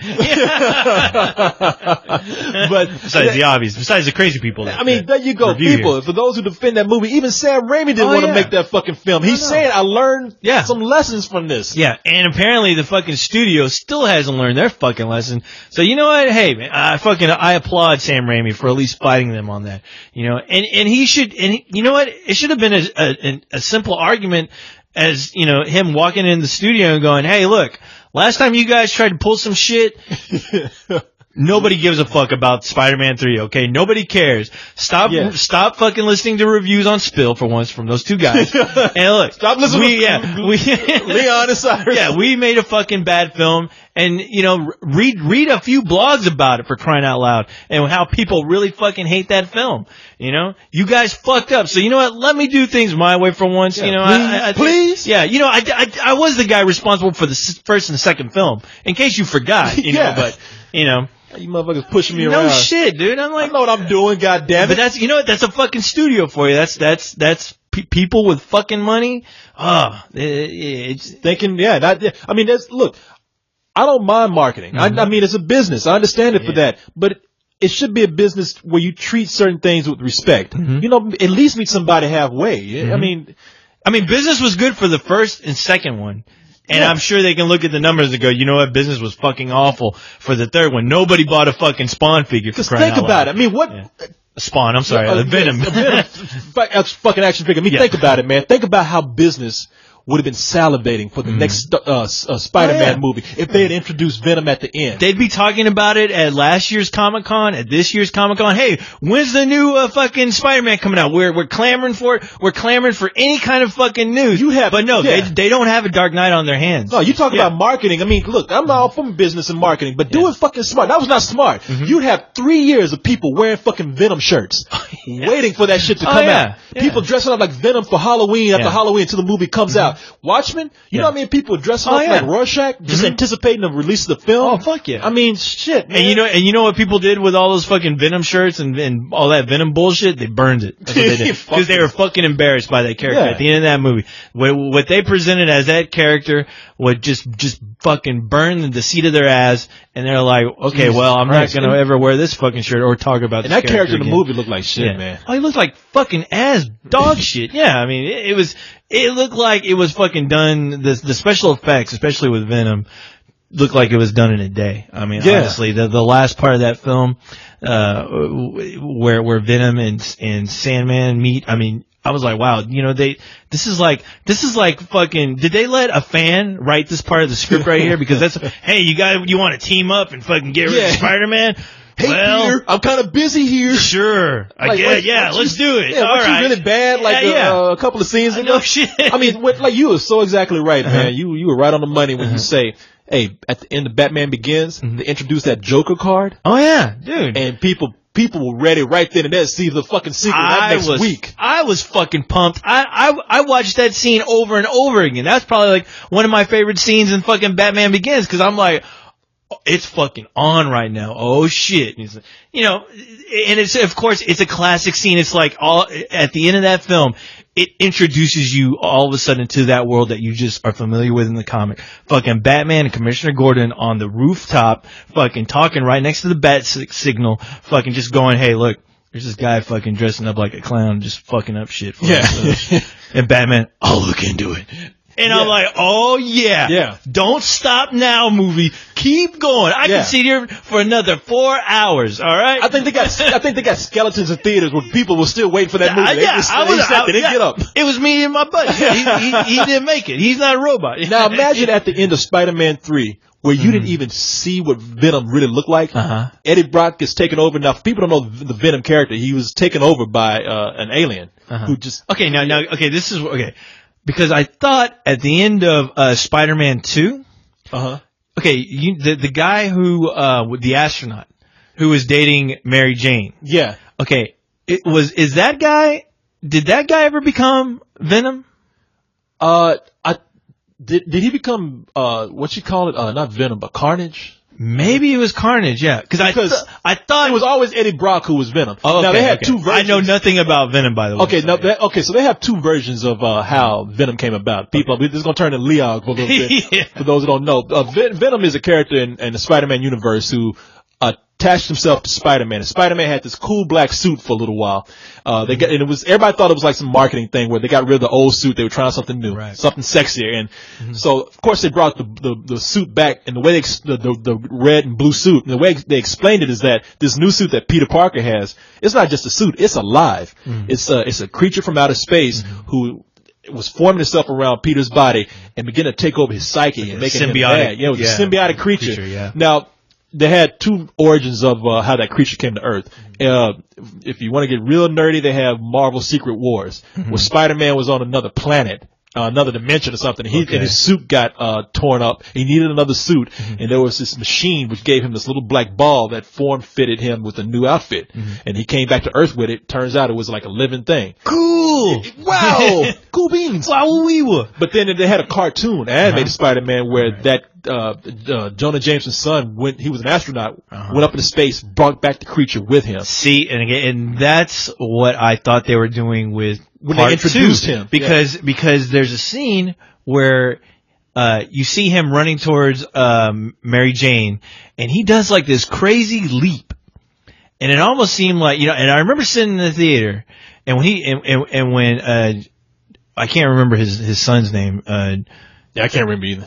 I'll call him Junior? James Jr. Yeah, when you see James Jr., see Mary Jane in trouble, he runs up to rescue her or to get her. You see him do this crazy leap, and I remember everyone in the theater was like going, "Oh wow!" And everyone's like, "Yeah," and that's what everyone was talking about. I was like, "Oh," because he just came back from a space mission. If you watch the film, they talk about him coming back from a space mission, and a lot of people, I'm sure, were thinking, okay, this guy is going to be Venom. And because, I mean, when he did that crazy ass leap, you look at it, you're like, okay, this guy's like superhuman all of a sudden. Yeah, It seemed like they were teasing the audience with a feather. July 4th, a little bit of Spider-Man 2. Watch it again. Watch the end. Well, now I would picture the ending where, if they want to introduce Venom at the end of Spider-Man 3. Eddie Brock gets taken over at the very end, and you don't even see now that the creature Venom has like a long tongue, and he slobbers, and he's like got all these little tendrils coming out of his suit. A real pervert. Yeah, exactly. Some women like that. That'd be their favorite sex toy. Venom sex toy. I wonder how many women got that Venom action figure. That's something for marketing. Yeah. But there you go. Now, see, that's marketing for you. But I wanted if you just saw just a silhouette. Of what Eddie Brock has turned into, and then you hear all this like wet slobbering noise, and you see like something long coming out of that silhouette, and you hear like a growl, and then the movie ends. Oh, see, that would be badass. Yeah, Sam Raimi could have easily done it because I tell you what, the other ending I liked, Spider-Man 2 was a scene where Henry Osborn discovers his dad's room with the Green Goblin with a suit. Cause he feels completely betrayed by his friends, and he's losing his shit, and then he sees his dad in the mirror, and then he goes, he breaks the mirror, and then he slowly starts to walk into that secret room, and I got so excited just seeing him discover that room, just the music and the way they presented it, and just seeing him seeing him looking at the glider. I thought that scene was just floored me. I was like, oh, fucking A, badass. He's going to be the new Green Goblin. And I was really looking forward to that with this new movie, and at least with part 3, and they fucked that up. Yeah, it's like, they threw me a fastball with that character, and a lot of miscalculations with that. And they fucked up the Harry Osborn. Honestly, that whole Spider-Man series, I really dug his character, and I thought it was a shame how they just kind of, they just fucking threw him. Hey, Spider-Man, they just threw him whatever they could with the script, and and they shortchanged the audience with that character. I thought his character was the most interesting. Yeah, a lot of missteps in that movie. Makes me mad thinking about it. Anyway, this isn't a Spider-Man 3 review. Yeah, exactly. Yeah. But man, speaking of Sam, fucking stick to your guns. Yeah, you know what you're fucking talking about. Fuck that studio. If that movie doesn't get made, good. Because if they're fucking butting heads and they can't decide and they announce, well, we got Michael Bay's directing the next Spider-Man. Good. Whatever. I gave up a long time ago. Keep your integrity, Sam. Get the fuck away from crazy people. Yeah, go make another Evil Dead movie. Yes. Put some thought if you do. Yeah. Don't. Anyway, so hey man, speaking of fucking up, mm-hmm. I was reading about Gerard Butler. Yeah, I was reading. Gerard Butler was in court. He had a battery. Talking about Mr. 300. Exactly. He had a battery this charge. Sparta. Yeah, that guy. Yeah, that guy. Gerard Butler, who was the gay Spartan from 300. The bearded one. He wasn't that gay. He was tough. He was fighting for his family. He was the most greasy out of all of them. He had that big wet body and everything. But I think he was getting followed by a camera guy, some photojournalist or something. Yeah. Some prick telling him that his movies suck and that a 3-year-old couldn't understand it. like a guy following James Cameron. Except he went out and beat the guy's ass. Could ride him or something. Yeah, he pulled a James Gandolfini on this motherfucker. Turned around and choked his ass. No, here's a story. Judges dropped a misdemeanor battery charge against Gerard Butler. The charge was dismissed after a hearing Tuesday with the defendant with the dependent on the actor completing community service. Let me see what happened. City prosecutors say the Scottish-born star of 300 had a run-in with a photographer on October 7th after leaving a premiere for the film Rock and Roller. His manager has said Butler was forced to have the driver stop the car after the photographer sped through red lights and almost struck 2 pedestrians. So it's the guy that was following him and putting lives in danger. I guess he got out and slapped the shot this guy or something. Yeah. Serve some justice. Yeah. And so 300 style. Yeah, exactly. Should have kicked him with his fucking kicked him into kicked his ass through a drain or something on the side of the road. Kicked him into the gutter. Yeah, into the gutter like he's kicking those dude in that pit in the movie. Yeah. And it's all in slow motion. He kicks the guy in the gutter. Yeah. This is illegal! but they now, so I guess they dropped the battery charge, but he still has to go out and do community service. And I'm sorry, whether you were wrong or right. Yeah. Ain't nothing funnier to me than seeing celebrities out there having to do shit like pick up trash. Someone who has it better than you picking up trash? Well, it's just something, and I don't even wish any will ill against him, like Gerard Butler. I kind of think that's kind of cool. Like some guy, if it's true what he said, somebody was putting people in danger, you goddamn right I'm all behind him on that. I'd go up to him and I'd go, Mr. Butler, let me help you out with this, sir.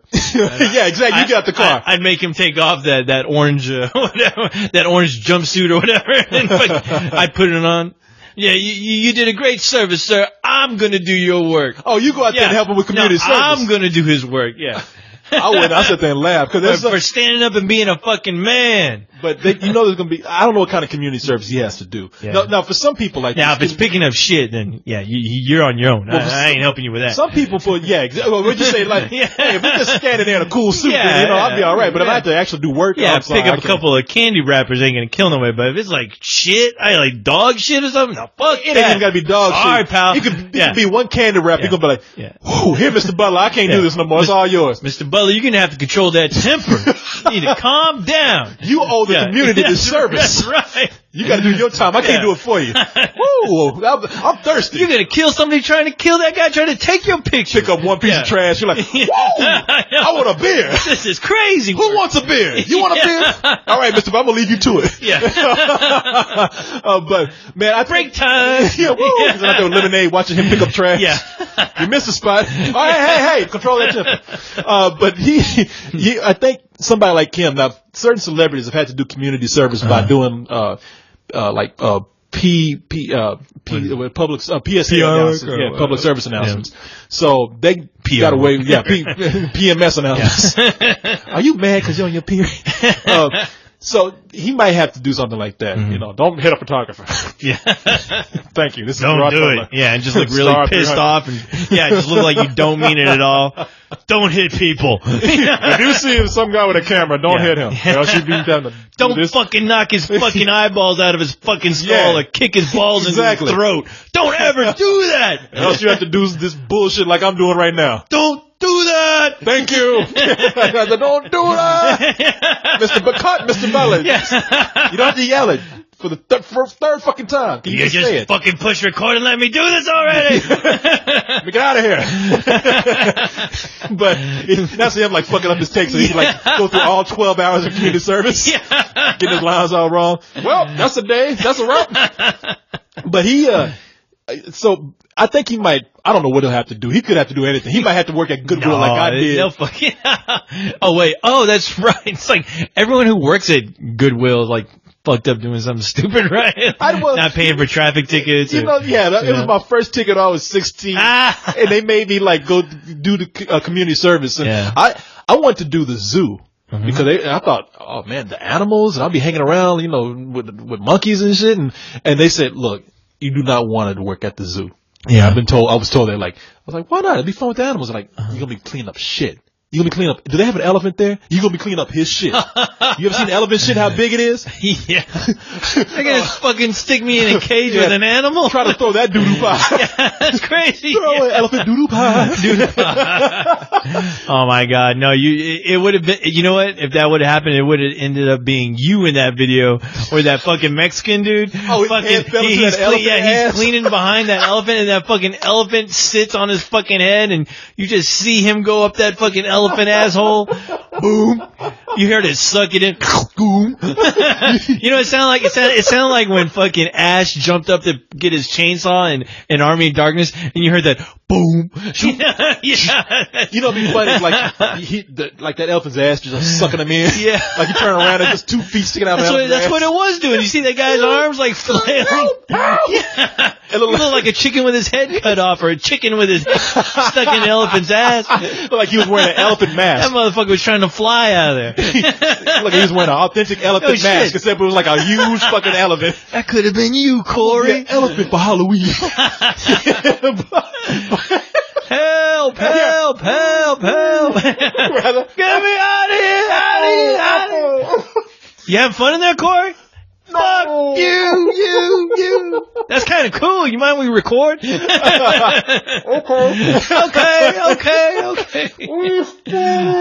Smells like shit.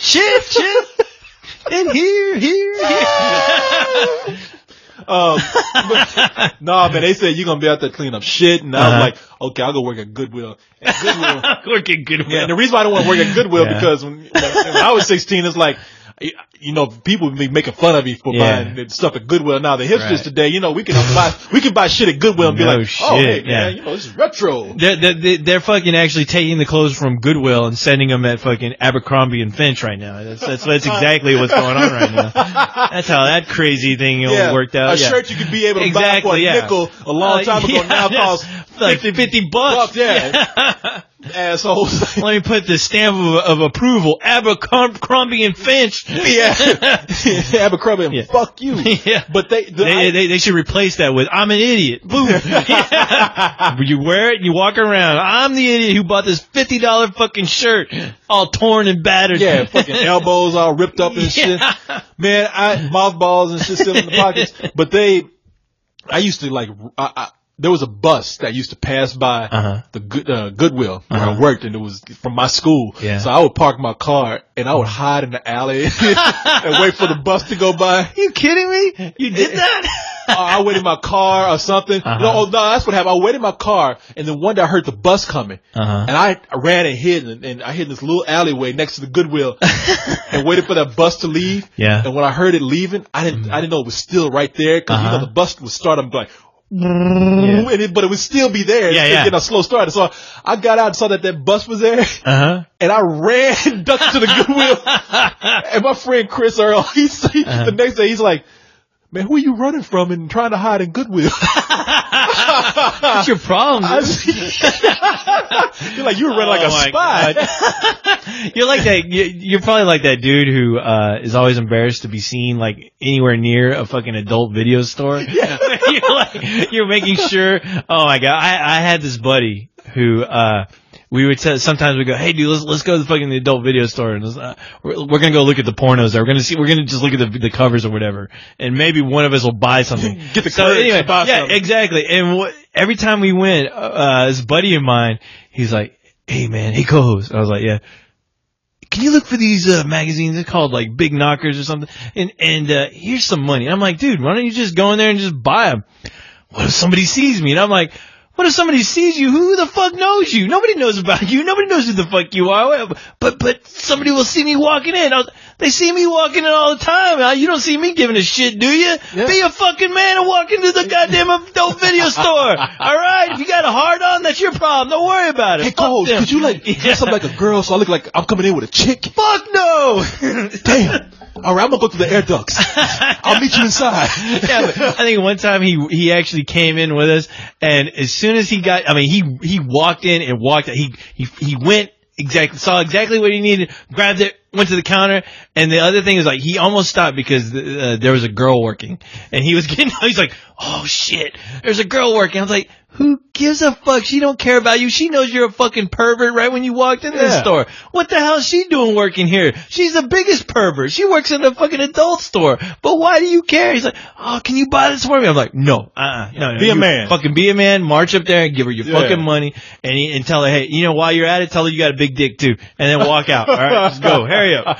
Be a man already. No, but that motherfucker got his shit and fucking ran to the car. He's like running, and he was like, and he's like, I don't know what he's running for. I still got some shopping to do. He didn't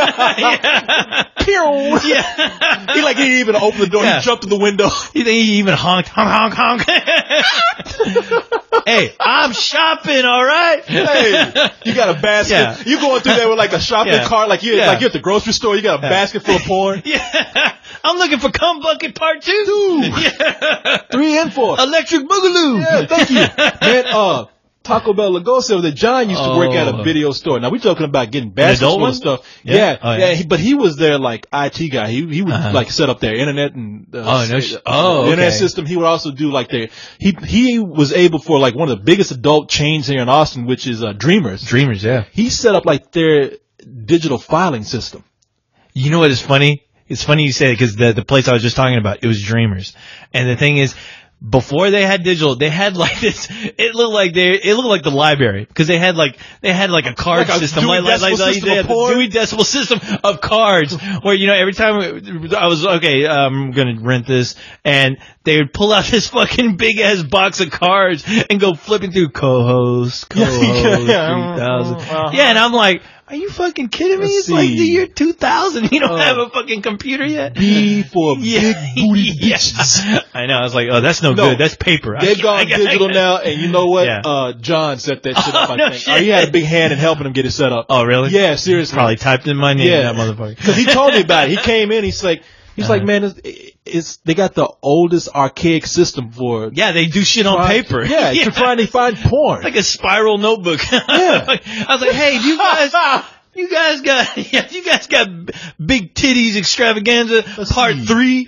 Like, let me see, and they'd get out their fucking binder. And they're looking at you. They're like, who's the author? Yeah, who's the author? Yeah. What? Who's the author? I think it's Seymour Butts. Okay, let's look up Butts Seymour. It's the Butts with 2 T's and S. Oh, that's where we went wrong. We're looking for only 1 T. No.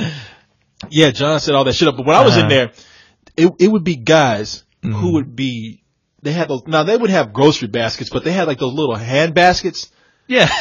And they would be fucking almost overflowing with porn. There's a lot of bargains at the porn store, Corey. They'd be renting that. No, they would be renting it. Oh, no shit? Yeah. And I asked John, I was like, is that real? I was like, people rent that much porn? I was like, when do they have to have it back? And John was like, within 48 hours. No, I was like, they're going to jack off that much. No, what they're going to do. That much fucking porn. What you say? Copy. Yeah, that's exactly what they're doing. They're copying. Cause that's what I do. Just say, you won't have a dick anymore. You try to watch that much porn and jerk off to. It's like a fucking marathon. You fucking, you got your hand on the fucking fast forward button throughout the whole thing. Because look, I'll be honest with you. You know, it sounds like a goddamn Chipmunks porno. Yeah, see people fucking.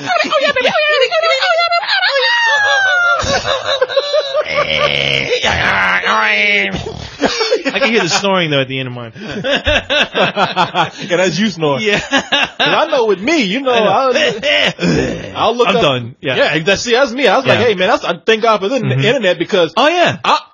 I'm done in 5 minutes. Yeah. I get a picture up there. Yeah. I get aroused. I go to the bathroom. I'm done for the day. Well, what kind of, you got Roadrunner on that thing? What kind of? I got the fastest connection just for that. Yeah. I still got dial-up, so my shit is taking a long time. I was like, oh, it's coming. Here it go. Oh, damn it. Timed out again. Sure. I'm trying to bust my nut.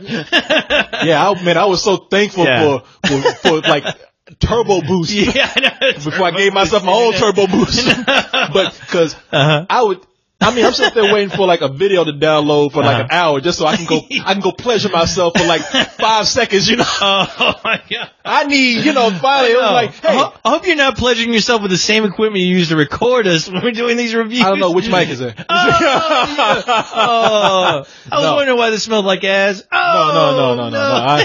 No, I take mine to the darkest depths of my bathroom. The darkest depths of your ass. Yeah, my ass. Yeah. No, I go. Oh my God. And then I walk out, look in the mirror, and I'm all ashamed of myself. What have I done again? You sick bastard. You start scrubbing your hands till the fucking skin comes off with bleach. Unclean. You give yourself a bleach bath. Unclean. What have I done? Oh, my hands are so full of sin. Corey, you were sick. Looking at myself in the mirror. You were sick. Yeah. I'll see you tomorrow.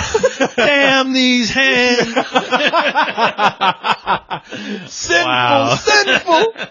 Nah, man, God. No, but thank God for the internet. There's no more need to have any more embarrassing trips to the porno shop. No more embarrassing trips. No more waiting around. I know shit. Yeah. No more touching DVDs. You don't know who the fuck touched them. Oh, I know. That was the other thing. Yeah, you have to be careful because all I'm thinking about half the time, even when somebody gives me a DVD, I'm like, who is the last perverted motherfucker that handled this bitch? You don't want to know. You don't want to put a black light on that DVD.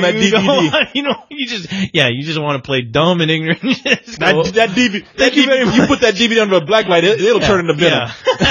Yeah. No, man, on the internet, it's like no more having to like fast forward through scenes to guess what's on there. It's like, you see one little thumbnail and you know what you're getting. Yeah, I know. Look at it for 5 minutes. Yeah, you're out. There's a small tile that lets you know exactly what you get into. Midget takes it in all holes. All right. That's good for me. Oh, 5 minutes. Oh, that's hot. Go to the bathroom. Oh, all right. I'm done. I can go on with my day. Yeah. Girl gets banged by the fucking happy birthday clown. Awesome. Yeah. There you go. Elmo fucks fat chicks. Yeah. Okay. All right. Tracy Morgan fucks Elmo. Yeah. All right. Come here. Snuffleupagus fucking Bukkake. Awesome. Everything. That's exactly what I wanted. That's exactly what I'm looking for today. Everything. This is paradise. But man, so what I'm saying here is like these community services that celebrities have to do. we're still talking we're still talking about that. Well, what's so funny about it, like, I don't know what Gerard Butler's going to have to do. Yeah. But knows? It's funny because Chris Brown, who's still kind of, major star, he's that motherfucker. That fool. I don't know why he's a major star at all. Fuck him. Look at this fool here. That's pictures. He look mad as hell like they're having to pick up. He's picking up tree limbs. Yeah. And I just love how celebrities look like. He looks like one of those guys that you see on the side of the road. Yeah, he's turned into one of those. He's the stereotype of that guy. Yeah. And I think that's so funny when you see celebrities. There was another picture of him where he was picking up shit, and he looked like he was still shocked that he was there. Like his eyes were wide open. He's like, can't believe it. They really are making me pick up trash. Yeah. Because you can imagine him out there trying to pick up trash. If y'all know who Chris Brown is, he is the guy who's probably better known now for beating up Rihanna. But mother bitch. Yeah. Before that, he was actually, his music, some of it, maybe I was a fan of, not all of it. It's just that kind of pop I don't listen to. Yeah. But, that son of a bitch could dance like crazy, man. The guy's an excellent dancer, so very talented guy, but, should have danced his way to prison. I was about to say, he's out there trying to pick up trash, dancing and shit. Somebody come up there and beat it. Yeah. Stop all that goddamn dancing and pick up that trash. You ain't on stage. If I was out there with him, I'd walk up to him and go, so you beat my girl, huh? Nobody can see you behind this bush, bitch. You ready? You a big man now? Huh, motherfucker? You get that fucking stick with a pointy ass, fucking needle at the end, or just fucking run that shit up his ass. That's what you get for fucking with my girl. Now you're getting fucked. Dance. Oh look, there's paparazzi. Oh, perfect time to take a picture. Dance, you son of a bitch, dance. Yeah, dance with a stick up your ass, bitch. I just think that is so funny to see celebrities out there in that fucking orange vest because Boy George had to go pick up trash. Oh, doesn't he wear an orange vest every day? I think that's his job. Anyway, Are you sure he wasn't going to a club or something? Yeah, that ain't punishment. Yeah, he went to work. He gets a check for that. But I singing his own songs out there while he's picking up trash. Do you really want to be picking up trash? Yeah, picking up trash. Hey, you sound just like Boy George. Out there wearing makeup. Yeah, Boy George was with a goofy ass hat, with a hat on, a goddamn spaceship hat, lipstick on and shit. Yeah, Boy George. If you don't remember, he was part of what was it? Culture Club. Yeah, and during the '80s. Come on, comedian. Come on, pick up that goddamn trash already. Come on. Yeah, quit all that goddamn singing. Work, you goddamn Boy George. Yeah, but he got people back in the day because when he first came on the scene, a lot of guys were like, man, who's that chick? And they were kind of thrown off. And like, as long as somebody was wearing makeup and had long hair, guys were like, ooh, yeah. Guys were, I'm sure, yeah. Yeah. Who's that weird chick that looks kind of like some guys like my aunt? No, some guys not like hot. You're not talking about. You thought guys? Well, no, some guys were into Boy George. That was a big thing. It's like shit. Because people were like saying, man, that's a guy, Boy Are you George. Serious? Every time I saw him, he was like, hey, he looks like Cyrus's aunt. I don't know. Well, to me, he always ain't looked nobody I'm trying to fuck. To me, he always looked like I said it looks like a transvestite, whatever. That's his shtick. Hey, whatever. It's a dude. Yeah. The dude with makeup on and a perm, and as you said, a funny hat. Yeah, like goddamn spaceship hat. Fucking Komodo on. Yeah, what the fuck am I supposed dressed up to like do? A panda. Yeah. It was like, when's the drag show? Yeah. I know. But I think that they should do this to celebrities more. Just that. Fuck you might so you can get pictures like this, like the one we have in front of our screen. I swear to God, Chris Brown looking like, hey bitch, why you taking a picture right now? That ain't cool. I'm just picking up leaves. It ain't cool to hit girls either, bitch. Shut up. Pick up some trash. That goddamn trash. Hey, you know what? Here, hold on. Let me pull down my pants. Now pick up that shit. You fucking woman beater. I swear to God, man, you ask some of these celebrities, you have two choices, Mr. Cruz. You can either take the electric chair or you can pick up trash. Say, give me the chair. I'm about to go out there and pick up trash and have pictures of me being taken, picking up litter. You can get raped by Mr. Stuffalopicus, or you can go out and pick up trash. I will get raped by by Snuffy. Are you going to take all of his trunk? Yes, I'll take all 25 feet of his trunk up my ass. And you hear Mr. Snuffleupagus in the background. Oh boy! Oh dear. Hey bird. Hey, watch this. I'm gonna fuck Tom Cruise. It's punishment. Film this, bird. Take it. Yeah. Take it like a bitch. I heard you imaginary. Ah! Yeah, my dick ain't imaginary. Now is it? Sorry. Oh, sorry. That'd be hilarious. He's apologizing while he's doing it. Sorry. But Snuffy, what are you doing? Stop, you're hurting him. I'm making sweet love, bird. That's fucked up. That is fucked up. That's not And that right. came from your mind. I know. I'm disgusted with myself. Man, speaking of something fucked, I don't know why Okay. this amused me here. Uh-huh. Somebody put up a video on my page. I thought, Yeah, you were fucking laughing at it like crazy. I'm like, what? Yeah. You're like, oh, it's only for a second. it's only a second. It's yeah. hilarious. I don't know. I wouldn't even say it's hilarious. It's just Yeah. weird. Hold on. Let me You were laughing. tell you what. Let me like pause crazy. this and render this out because Awesome. I don't want to. Yeah, let's save our shit right Yeah. now. All right, people. Save your shit. Take a quick break and then we'll be back. Back. All right. Yeah. All right. We're all rested up, refreshed. Man, okay. So yeah, it's some weird video somebody put up on my page. I don't know why. Okay. I don't even know why somebody made a video out of this. What the hell is it? Here it is. Let's see. Fighting the Frizzies at 11. Fighting the Frizzies at 11? Yeah, that's it. I mean, I thought it's nothing. I was right. more perplexed. I thought like something big was going to happen. I was kind of disappointed when it stopped. I was like, what the fuck is this? You must have missed out on the Frizzy War that happened in a small town in the north somewhere. Fighting the Frizzies at 11. That shit ain't even recent. Like a guy from the 70s. No, it looks like a fucking one of those porno dudes from the 70s. Yeah. I think it's one of those videos I watched. I think he was having sex with Mr. Snuffleupagus. But, hey, whoa! Whoa! Rockin' and rolling. I was waiting for you to pick it up for me.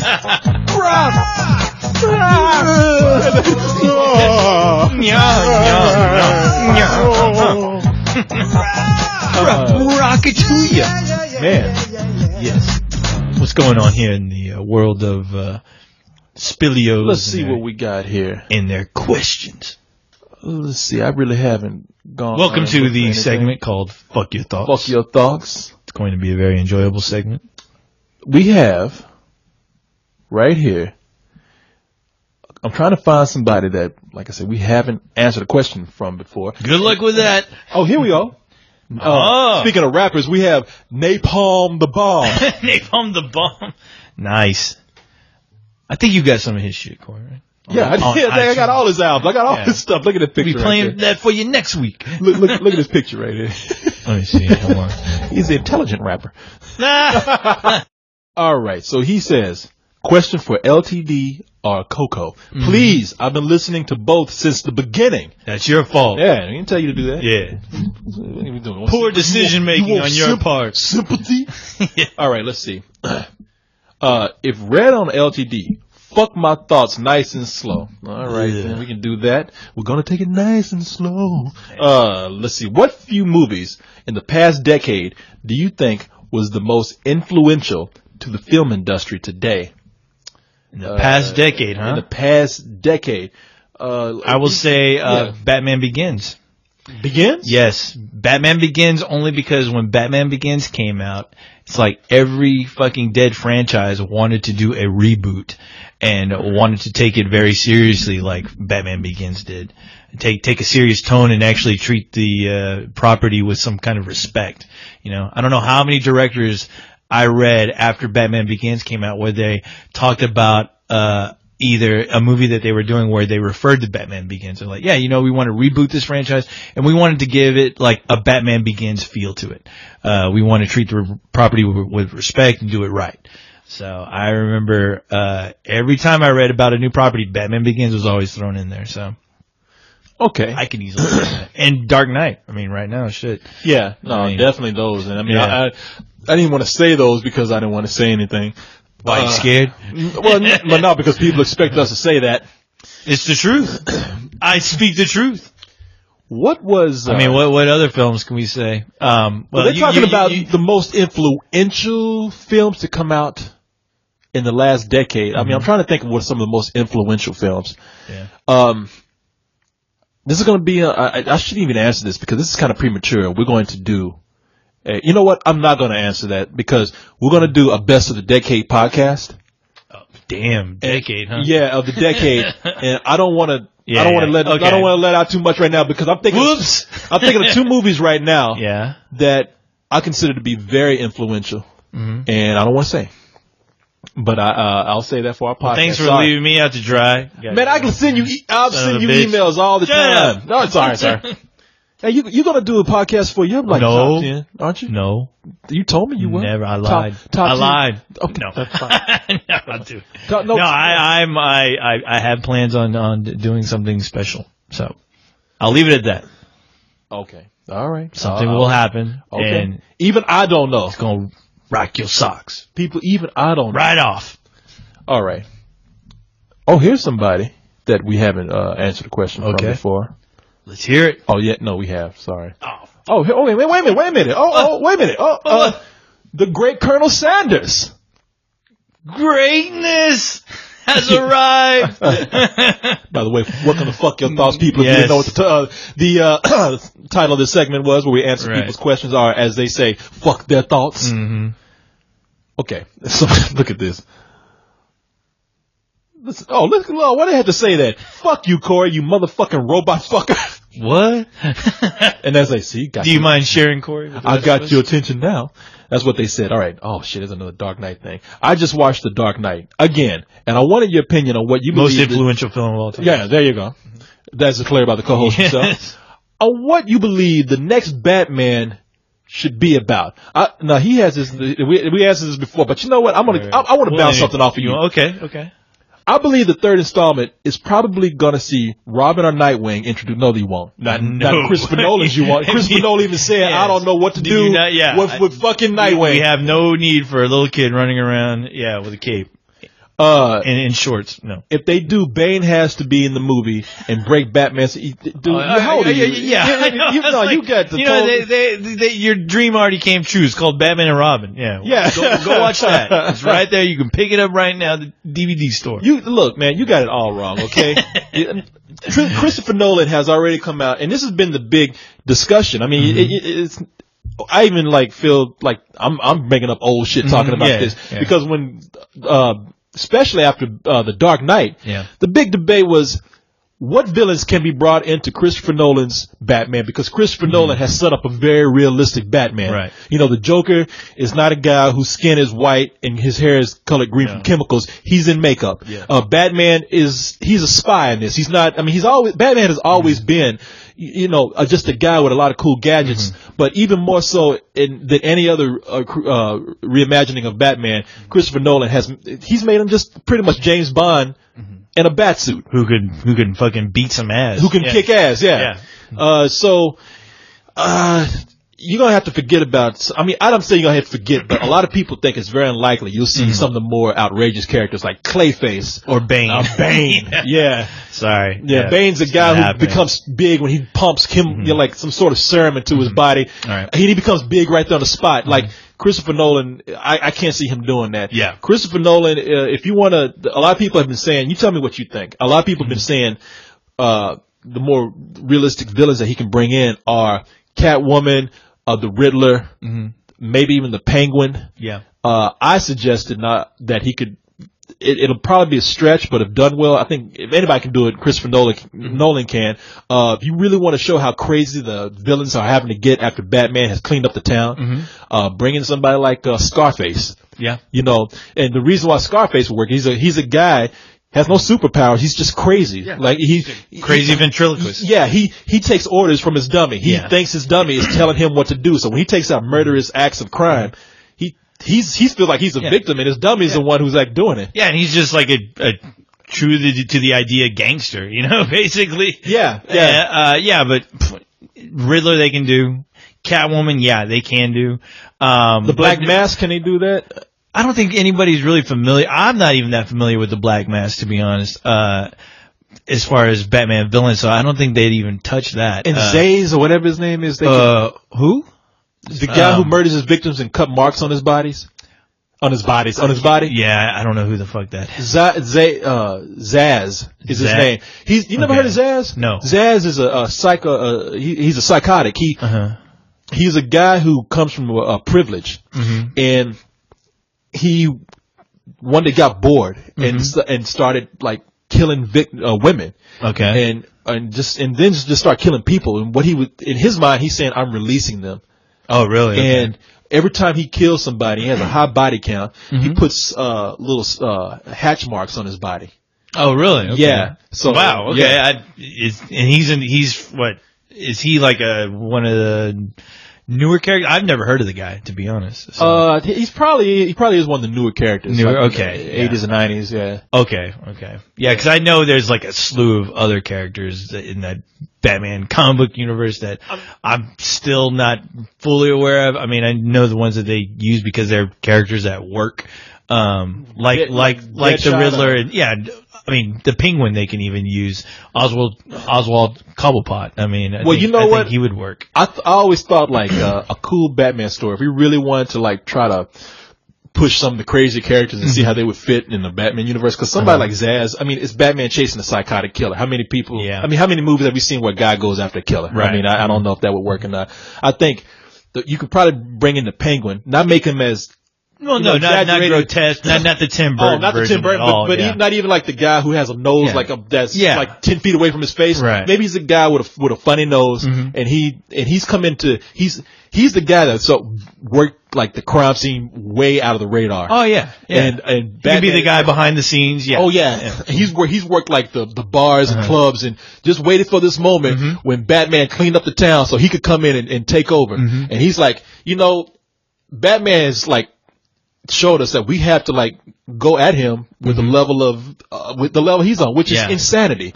He's cleaned up the town, so now we got to take him on his playing field. Now I'm just a guy with a weird shaped nose and a penchant for dressing high society. Yeah. I'm not really all that crazy, but I found someone who's a genius, and that would be Scarface. Yeah. The guy carried out one of like the biggest bank heists in town. Yeah. Got away with it. Ended up getting caught and having to go to Arkham Asylum. Penguin breaks him out and brings him in. Everybody's like, "Are you crazy? You got this guy who talks to a dummy to come in?" And like, I can even picture the scene where one guy's at the table talking about, you got to be fucking kidding me. We're going to use a guy who talks to his dummy to like start taking over. And that dummy sits over there and looks at that guy. Yeah. And the guy's like, hey, what's going on? Cause the dummy's got a gun. And he's about to like do some shit to this guy. And the guy's like, hey man, look, I'm kidding. He's talking to like, the guy, the ventriloquist guy. I forgot the guy's name. And the guy's like, it's not my fault. I'm sorry. It's him. I can't do anything. Corey, you lost me. I don't know what the hell you're talking about anymore. I'm telling you, but it's like pretty much what it is that the Penguin has come in and brought in somebody who's crazy but has like a genius criminal mind. Okay. And plans on using him to take over the city, Okay. Yeah, all right. You see what I'm saying? We'll look at your script and we'll get back. I'm emailing this to today. Could you? I'm also sending off with don't call us. Don't call us. We'll call you. Okay. By the way, I'm also sending off my script. What was it? Boba Fett versus Boba Fett meets the Emperor. Okay. That's okay. I've heard. We've heard rumors about that script. We'd like to read it sometime, Corey. We would love to read that. Well, people have heard me talk about this, but an ex-roommate of mine named Raymond wrote a script complete with, now this guy's like in his 20s. Yeah. Said, hey, Corey wrote a script. He hand wrote it. Yeah. Drew pictures like in crayon. No, it was, he drew it all in the spiral notebook. In the spiral notebook. And said, I'm thinking about sending this to George Lucas. Yes. And he was prepared to play the part of the younger Boba Fett. Because he thought he was the right height. He already had the Boba Fett costume. And he was like, you know what, this is nothing but win-win. I mean, I have the script, I have the costume. All he needs to do is just hire me and I can act my ass off. Wait a minute, it's gonna be the coolest, like, 5 minutes of a Star Wars film. Did he really think that he would get? Yeah. He wanted to like try for the. He presented me with the script because I was like, wow, okay, this guy is gold. I mean, I need to make a documentary about fucking Raymond. Yeah, because I saw him. He's like, hey man, come here, co-host. I got something I gotta show you, man. Now check this out. Now, this is my idea. It's fucking great. Here, read, and I was like, oh, what's this spiral notebook? And I open it up and it says Boba Fett meets the Emperor. I was like, that's your title, huh? And he's like, yeah. I was like, and I looked at him and I was like, genius. And I think I read that shit in like 5 seconds. I was like, wow, that's. And let me guess, do you want to play Boba Fett? Oh, dude, you see my costume. I'm like, yes, I have. and it's fucking badass. And this guy was 22 at the time. Yeah. And hey, I'm all about people, shooting for the stars and especially with Raymond, I wanted him to shoot every goddamn star in that sky to get his fucking his one meeting with George Lucas and the big wigs over at 20th Century Fox. Oh wow. I love that kid ever since he presented that script. And you know what? In retrospect, that script was better than the prequels. Are you fucking kidding me? That's a great fucking point. No, you were absolutely right. At the time, we were laughing because the prequels weren't out. No shit. I think you know what? Maybe Raymond fucking wrote the first 3 drafts of the Phantom Menace, and they were probably like, this is that fucking crazy kid who keeps sending us all kinds of script. But, this is actually good, man. Hey, how about we just change his fucking name so we don't have to pay him any fucking money? And boom! Right there, buddy. The script's right there for Georgie boy. Yeah. Just give him the credit and ba-boom! And you know what? More money. Yeah. And he's in a costume. They could let him on the set. It's just like, nobody see his face. And if they dub over the voice. And if they do let him on the set, he has to be in that fucking costume. Yeah. And he can't take it off. No, not at all. You want to eat, you better drill a hole in that costume and suck it through a straw. You better go to Jamba Juice. As soon as he gets on that fucking set, he's escorted right out because he's trying to fucking hit on Natalie Portman. He's like, hey, what the fuck are you doing? What the fucking get the fuck? Put Captain Solo in the cargo hold. Shut the fuck up. Get the hell out of here. Hey, did you have any thoughts on that email about what about Batman? Yeah. Oh, yeah. Not. You know what?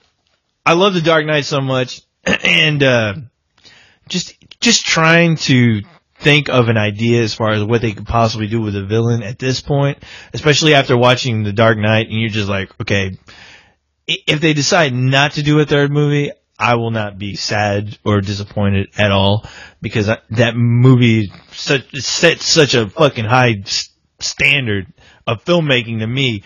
I don't know how you go by topping that or even topping that story, to be honest. Now, if you had to do something, yeah, maybe Scarface could work, but it has a lot of potential to just completely just go wrong. I don't think I don't recognize that, because it could be very laughable having a guy running around with a dummy. And because there's no one really for Batman to really work off besides the crazy psyche of ventriloquist, and I don't know how far you can really take that to make it interesting for the audience. But there's one character who I think could work, and it's only because I read this great it was a graphic novel done by this guy named Brian. Now I'm gonna get this all fucked up. Brian Azzarello. He's the guy who did 100 Bullets. He wrote a Batman book. He wrote a Batman book called Joker. And Have you seen this where the Joker looks like Heath Ledger? And the thing is that the guy who I can't remember the artist, but the artist claims that he'd never seen Heath Ledger when he was working on that book, and when he saw Heath Ledger, he was like, "Oh wow, he looks just like my Joker." That could be easily a fucking lie. I'm just saying. This is what I read. This is what I read. That's all I'm saying. Do you buy that? Not really. No. It looks too close. It looks way too close, but he said it was just a coincidence. It was a crazy coincidence. But in that book, the Joker, ends up hiring, Killer Croc. And in that book, they made Killer Croc, he looked like just a really big black guy with a skin condition. And Killer Croc in the Batman universe is he's a huge guy who was a circus freak. Yeah. Ended up like hating humanity for being cruel to him. So he had a skin condition which made it look like he had like scales, skin of a reptile. And then he sharpened his teeth down to be fangs, and he became a cannibal. He became a cannibal. I think he became a hitman for people and went out and started like his part of his hit was to like mutilate people and eat them. Yeah. And in this book, I mean, they did a great job of making him just look like a muscle, like almost like a Bane character where he's just there to be muscle, the muscle guy. And I was like, wow, you know what? He could easily work if they use that, if they keep it to that premise where he's not just a insane looking freak. You know, if he just looks like a big black guy with a skin condition, that could easily work, you know, with the teeth all filed to fangs, you know, and you just see scenes where he's just fucking up people. Now, I don't know who would be like the Joker, because I thought it was great having the Joker team up with him throughout the book, because even Killer Croc in the book knew how fucked up he was, but that's why he enjoyed working with the Joker, because he would get him in situations where that would be completely insane, and he got off on that. But yeah, I mean, I could maybe they I just don't want to see them. I don't want to see them use a Joker again. No. I mean, not to say, but you know, if you had to get like a Joker type, maybe get the Riddler teaming up with Killer Croc. I could see that, you know, because I mean, I wouldn't be shocked if the studio, only because people were freaking out and going nuts over the idea of Johnny Depp being the Riddler, you know. And I don't want to see Johnny Depp as Riddler. I don't want to see that either. You know, it's basically, you know, they're just playing the card because Heath Ledger was one of those quirky actors that managed to make it work. I just see Johnny Depp plays too much shit, though. Yeah, that's true. Yeah, that's true. But I mean, yeah, honestly, as far as characters who I can buy into, maybe the Riddler and Killer Croc. That's mine. For the longest time though, Scarface was up there, but just trying to think of like the scenes. I mean, the thing is, I'm no script writer, so Christopher Nolan and his writers, they could easily pull it off. I think the reason why I think someone like Scarface would work is because he's an interesting character. He's disturbed. Yeah, he's an interesting character. He's that he's kind of like on the level of the Joker without being over the top like the Joker is, but he's still over the top, but in a different way. And I think they could touch on this whole thing of this theme of Batman having too much sympathy on criminals. Like he's putting them away in Arkham Asylum, and people are like, you just let them go, you know, pretty much. I mean, these people deserve to be punished more, and it's this whole thing, you know, and Batman's just kind of like, I don't kill people, and this guy is insane, and maybe the Penguin could start saying like, yeah, do you notice some similarities now between the two? I mean, it could work. It could work. He's like, you know, the Penguin is like, hey, the one thing that the Joker has taught us is that we need somebody who is crazy. I'm not really all that crazy. I just got a deformed nose, but this guy here, he's how crazy can you get than this? But he's a genius. Corey, like I said, I'm going to read that script and I will get back to you. I'm going to call you. All right? Okay. I'm going to dress up like Boba Fett when and then I'll present it to Christopher Nolan, and then later on we'll talk about that Boba Fett meets the Emperor. We'll get that meeting set up with George Lucas. Don't you worry. He ain't doing nothing. All right, here's a good question here. The power of Superman compels you to fuck this thought. Wow. The power of Superman compels awesome. you. I like that. This is from Carl. Oh, Carl. I don't know if it's a Carl we know. Genius. Yeah. But he says, now it's a new decade and a new start. So what direction would you want the movie and video game industry to take together and on their own? Talking about video games and the movie industry together, just stop rushing out games that have a tie-in to the movie that are terrible. Those games always end up being terrible. Those games end up being terrible. They do. I mean, there's only a few that ever get by, but even those are not really. They may be based on the movie, but they're not rushed to like tie in with the film. One of the biggest examples, I hate to keep talking about Batman, but you know, Batman Arkham Asylum did not try to rush out to be a release at the same time as The Dark Knight. Did you notice they didn't even put out a Dark Knight game? Yeah. If they did, I didn't hear about it. Yeah. But I mean, I think they were planning to, but I think I'm hoping Christopher Nolan was like, hey, I really don't. The first one was cool, but I don't need to do that. The problem with releasing some of these games with the movies is that they don't even like capture the spirit of the film. Watchmen came out with a game at the same time. I was curious about that. Yeah, it was called The End Is Near, or The End Is Nigh. The End Is Nigh. Yeah, and what was it? It was a game where you just went around beating up people on the street. Yeah, it was Night Owl and Rorschach. And it was supposed to be like a prequel to the movie almost of their early years when they were a team.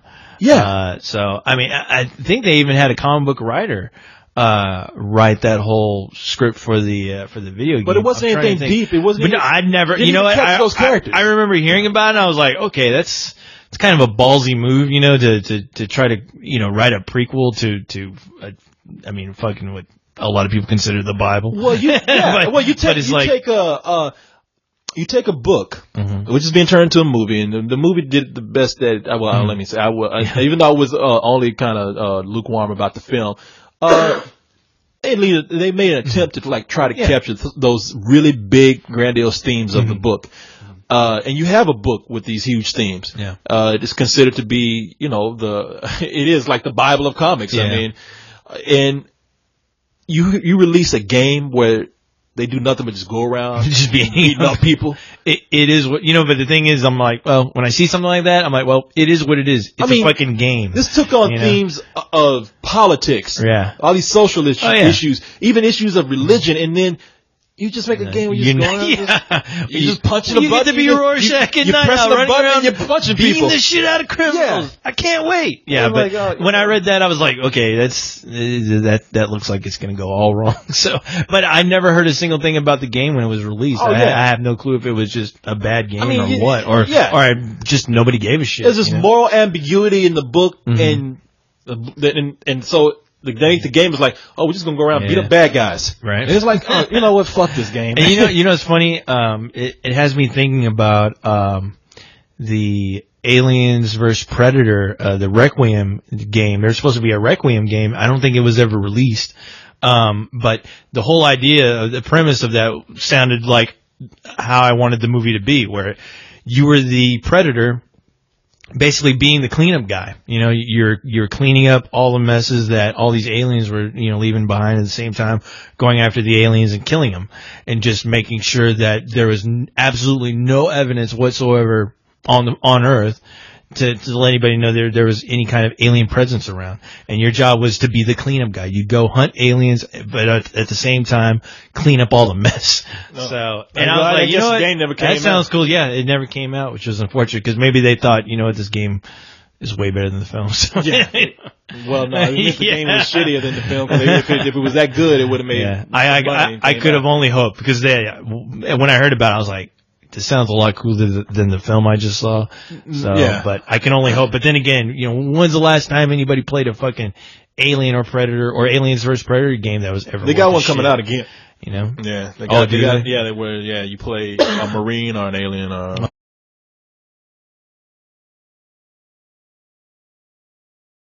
Stopped again, so I don't know where we ended. Yeah, but we'll carry it from here. Look, everyone else will figure it out. Yeah, put it together. You're smart people out there. As Carl asked, though, what we would like to see for movies in the future. Mm-hmm. Good ones. Yeah, exactly. Yeah, better movies, goddammit. There you go. Which I know that's a pipe dream. So if I had to wish for anything, I'm not too worried about the movies because there will always be good movies coming out. Right. I'm just going to have to suffer the bad ones. I want my movie going experience to be improved by just improving the service of the theaters and my movie going experience as far as like when I go there, I would like to see a lot of people take on the model like we have here at the Alamo Drafthouse and expand on that. Yeah. I wouldn't mind like seeing going to a theater where you have an area for people to take their kids to, so you won't have to be bothered with them in the film. Or a certain day with a certain time where you can take your kids. Yeah, so. I wouldn't mind seeing like a coffee shop or a little area where you could sip coffee and maybe have a little food or snacks before you go into the theater. Right. I mean, they do it with mega churches, man. I'm sure you could do it with a few theaters where you have like maybe you can do a little browsing in like a bookstore or something, or maybe you have theaters where they're like mega theaters. You have a place where you can go and browse for Blu-rays or the movie related stuff.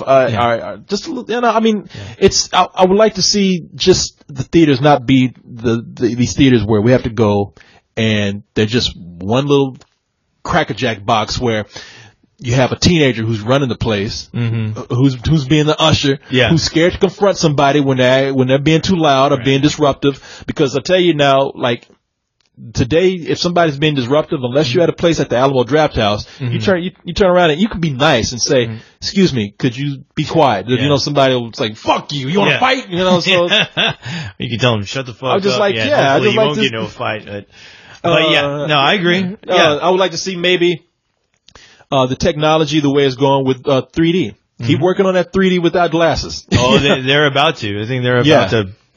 They're about to spend like what I think I read today. They're about to throw $45 billion into 3D technology. Due to Avatar, and the South Koreans are helping with that too, and they are bringing it to sports already, which I think you and Carlisle talked about. They're actually going to have like a 3D like ESPN channel at some point that they're gearing up for right now. So it's going to be pretty crazy. You know, we'll see how far that goes. I don't know if 3D is going to be the thing that. It's going to be getting people back into theaters. But first of all, I think people going to the theater no matter what. Right. The theater is a group experience, is a social experience. I mean, people go to movies because they just want to leave the house. They want to go on a date. They want to go just to have their thoughts validated by everybody else who's like thinking the same thing they are when they watch a scene. You know, so theaters are not going to die. Nobody's going to stay at home the whole time. But I don't want the business to have this tunnel vision where they're just thinking 3D is going to be the thing. Right. You know, let's think which they outside of that. They're already doing. I mean, there's a bunch of 3D projects already, you know, being slated right now as we speak, and a lot of films that, you know, all of a sudden I'm hearing about now that are going to be 3D. Like, I think I don't know if there's a rumor about Clash of the Titans being converted over to 3D now. So, but I'm just saying, I don't want people to get caught up as like saying, "Oh, we just have to concentrate on 3D." Oh yeah, I mean, you know, well, right now it seems like that's what they're doing. But I would like for people to think outside of that because you know I don't want somebody to start thinking of, because to me right now at this stage 3D is great, but you can't apply it to every film, so it's still somewhat on a gimmick stage, you know. Yeah, tell that to the big guys in Hollywood, but you know, because right now it seems like I've sent a letter already. That is the thing they're gearing up for, and it's like. Now, you know, to get anybody in those seats now, especially for a sequel, it has to be in 3D. I mean, every horror movie that's getting ready to come out in the next year or two is going to be in 3D. Halloween. I mean, they got the remake of Piranha coming out in 3D. Oh, is that going to be in 3D? Oh yeah. Oh no, that was like I remember doing a blog about that fucking story about a year or two ago, where they were gearing up to do it, and the big gimmick was it's going to be in 3D. So yeah, Friday the 13th is going to be in fucking 3D again. So yeah, I mean you're going to have you're going to have you're going to be up to your eyes and fucking up to your ass in 3D. Yeah. So I mean, but you know, like with anything, you know, the good films will stand out and the shitty ones won't. And if they're making shitty 3D movies and nobody's seeing them, then you know they're going to lose a shitload of money and they'll eventually stop making them. But yeah, so yeah, I mean, I agree with every point you hit on that as far as your movie going experience. The only way you can possibly top it is if you set up something like the Alamo Draft House, but at the same time, you know, instead of nice seats, just have toilet bowls that you can sit down so you can watch your movie, eat your food, drink your beer, and you know, be able to shit and piss exactly where you're at, you know, without having to fucking get up while the movie's playing and go, you know, run to the bathroom. You're gonna miss about a good 10 minutes, and you gotta come back, fucking bother your friend about what you fucking missed, and then you realize, well, great, I missed that 10 minutes of the most pivotal part of the goddamn movie. Now I gotta spend another fucking $12, you know, to see this shit again. No, just install the toilet bowls in every theater, and you'll be fine. That's what I see in the future, Corey. In the future. As far as video games go in the future, I would actually like to see the 3D technology be developed more for home use on video games. It's already happening. I mean, I know it's happening, but I want to see happening. I'm waiting for when it's brought into the mainstream. And I think honestly, as far as 3D is concerned, I think that's the only place it can go is with these video games. Because watching during the Fantastic Fest when they had those displays with the HD TVs playing 3D clips from movies and just videos that they did in 3D to show you how the technology works, it looked fucking amazing. And the only thing I could think about, I was like, the only way this has any real significance is if it were incorporated into a video game. This computer is fucking with us now. It does not want to play. It stopped again. Yeah, it stopped again. Unfortunately, it stopped right when you made your point. And but I'm too tired to make it again. Yeah, I know. Could you repeat Basically, that? Video, no, I was able to, we got it. No, video games are going to kick ass in 3D. There you go. Let's see. This is from the Cheshire Cat.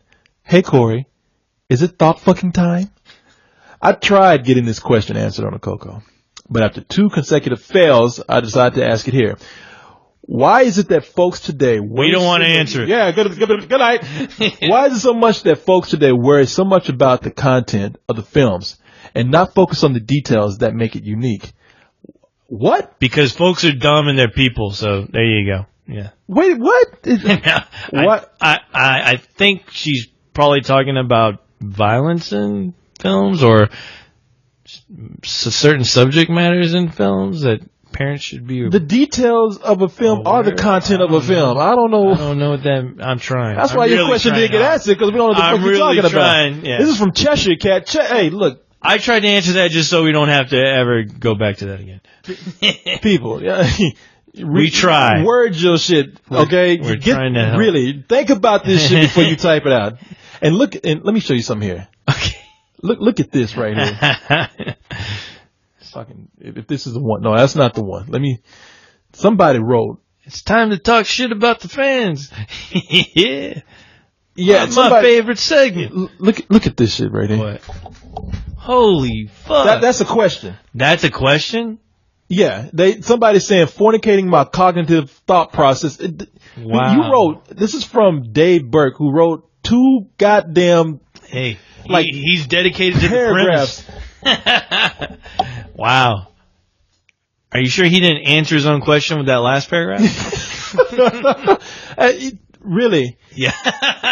People, please. Yeah, I'm telling you, we're busy over here. I want you to think about this. I really want you to think about this. Do you think that we're going to read out loud 2 paragraphs with 20 sentences in them to answer one question? We should try it. It'll probably be another hour to the show. I know, we'll be here. The computer's already stopping. We're going to be here for another fucking... There's content. Oh, it's like 3 a.m. I'm sorry. I don't mean to get mad at you, but no, you got to cut it. Come on. You got to meet us halfway on this. Okay. Please. We'll read one more. That guy's like, what the fuck? You still didn't answer my question. Reword that question with a sentence or 2. No more than 3. Yeah, I mean, there should usually only be about 3 or 4. Well, 3. There should be about 3 sentences when. There's no when fucking way we're gonna questions. sit there and read 2 paragraphs that long. Did you see that? I took up the whole screen. I saw it. That motherfucker wrote a novel to ask us a question. That's a whole nother show right there. I think, and at the end of it, I think he forgot he asked a question. I'm gonna be here till 6 a.m. There wasn't even a question mark at the end of that thing. Your thoughts, please. That question's on my table right now. It's spilled over so far. Okay. All right. This is from Vincent D'Onofrio. Mm-hmm. The Vincent D'Onofrio. Oh! From Law and Order. No shit. I don't think, of course not. Big fan, eh? Fuck my motherfucking thoughts, please.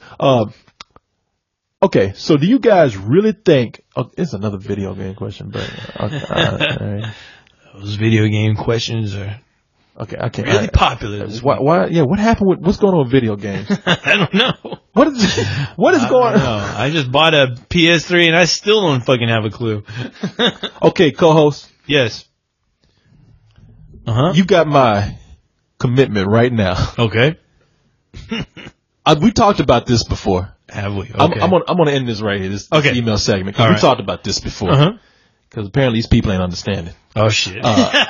No, you about to go off on the fans? No, I'm not about to go off. I love the fans. I love these people. Of course, I'm not gonna go Don't off. piss anybody off. I'm not gonna piss. I need this anybody job. off. Yeah, I'm not gonna. I don't fuck you. Where'd all the fans go? No, believe me, nobody loves fans more than we do. I think this is one of those websites where we are very close with people, but you've got to understand. You can't you gotta help write these Uncle Corey. goddamn novels for questions. You're you got frustrating Corey. I gotta work with the guy. Now here's what I'm gonna do. Uh-huh. This is my commitment to you, brother. Thank you. We talked about this, and I'm going to start. We should both do this. Look at some emails before we start the show. No, we will. We should look at them together. Yes. And I was going to tell you, I am getting ink for my printer, so I can find the one. I have been doing it because I'm like, you know what, I can fucking try to write these down in crayon. But which is a pain in the ass because I look at certain questions that I like, but I'm like, you know, this has to be summed up in about 3 sentences because I can't fucking just sit here and I'm a robot. But even I can't write this shit out. You know, I can't. It's impossible. It's crazy. That's why and ink is expensive these days. So you know, to get all the decent ones and throw them on, you know, put them on a notebook and print out the shit, you know.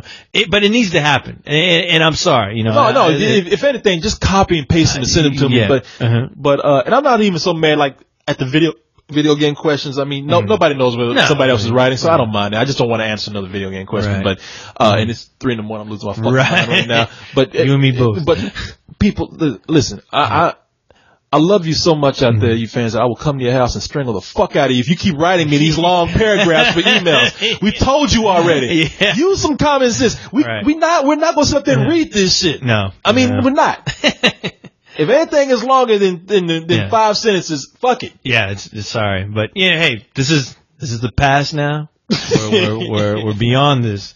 We finally have to get off our asses and do some work, you know, on our own here. Yeah, people's not your fault. To help this, you know. No, it's not your. It's our fault. It's not your fault at all. You're not doing this show. We are. We're the dumbasses who are driving this whole goddamn thing.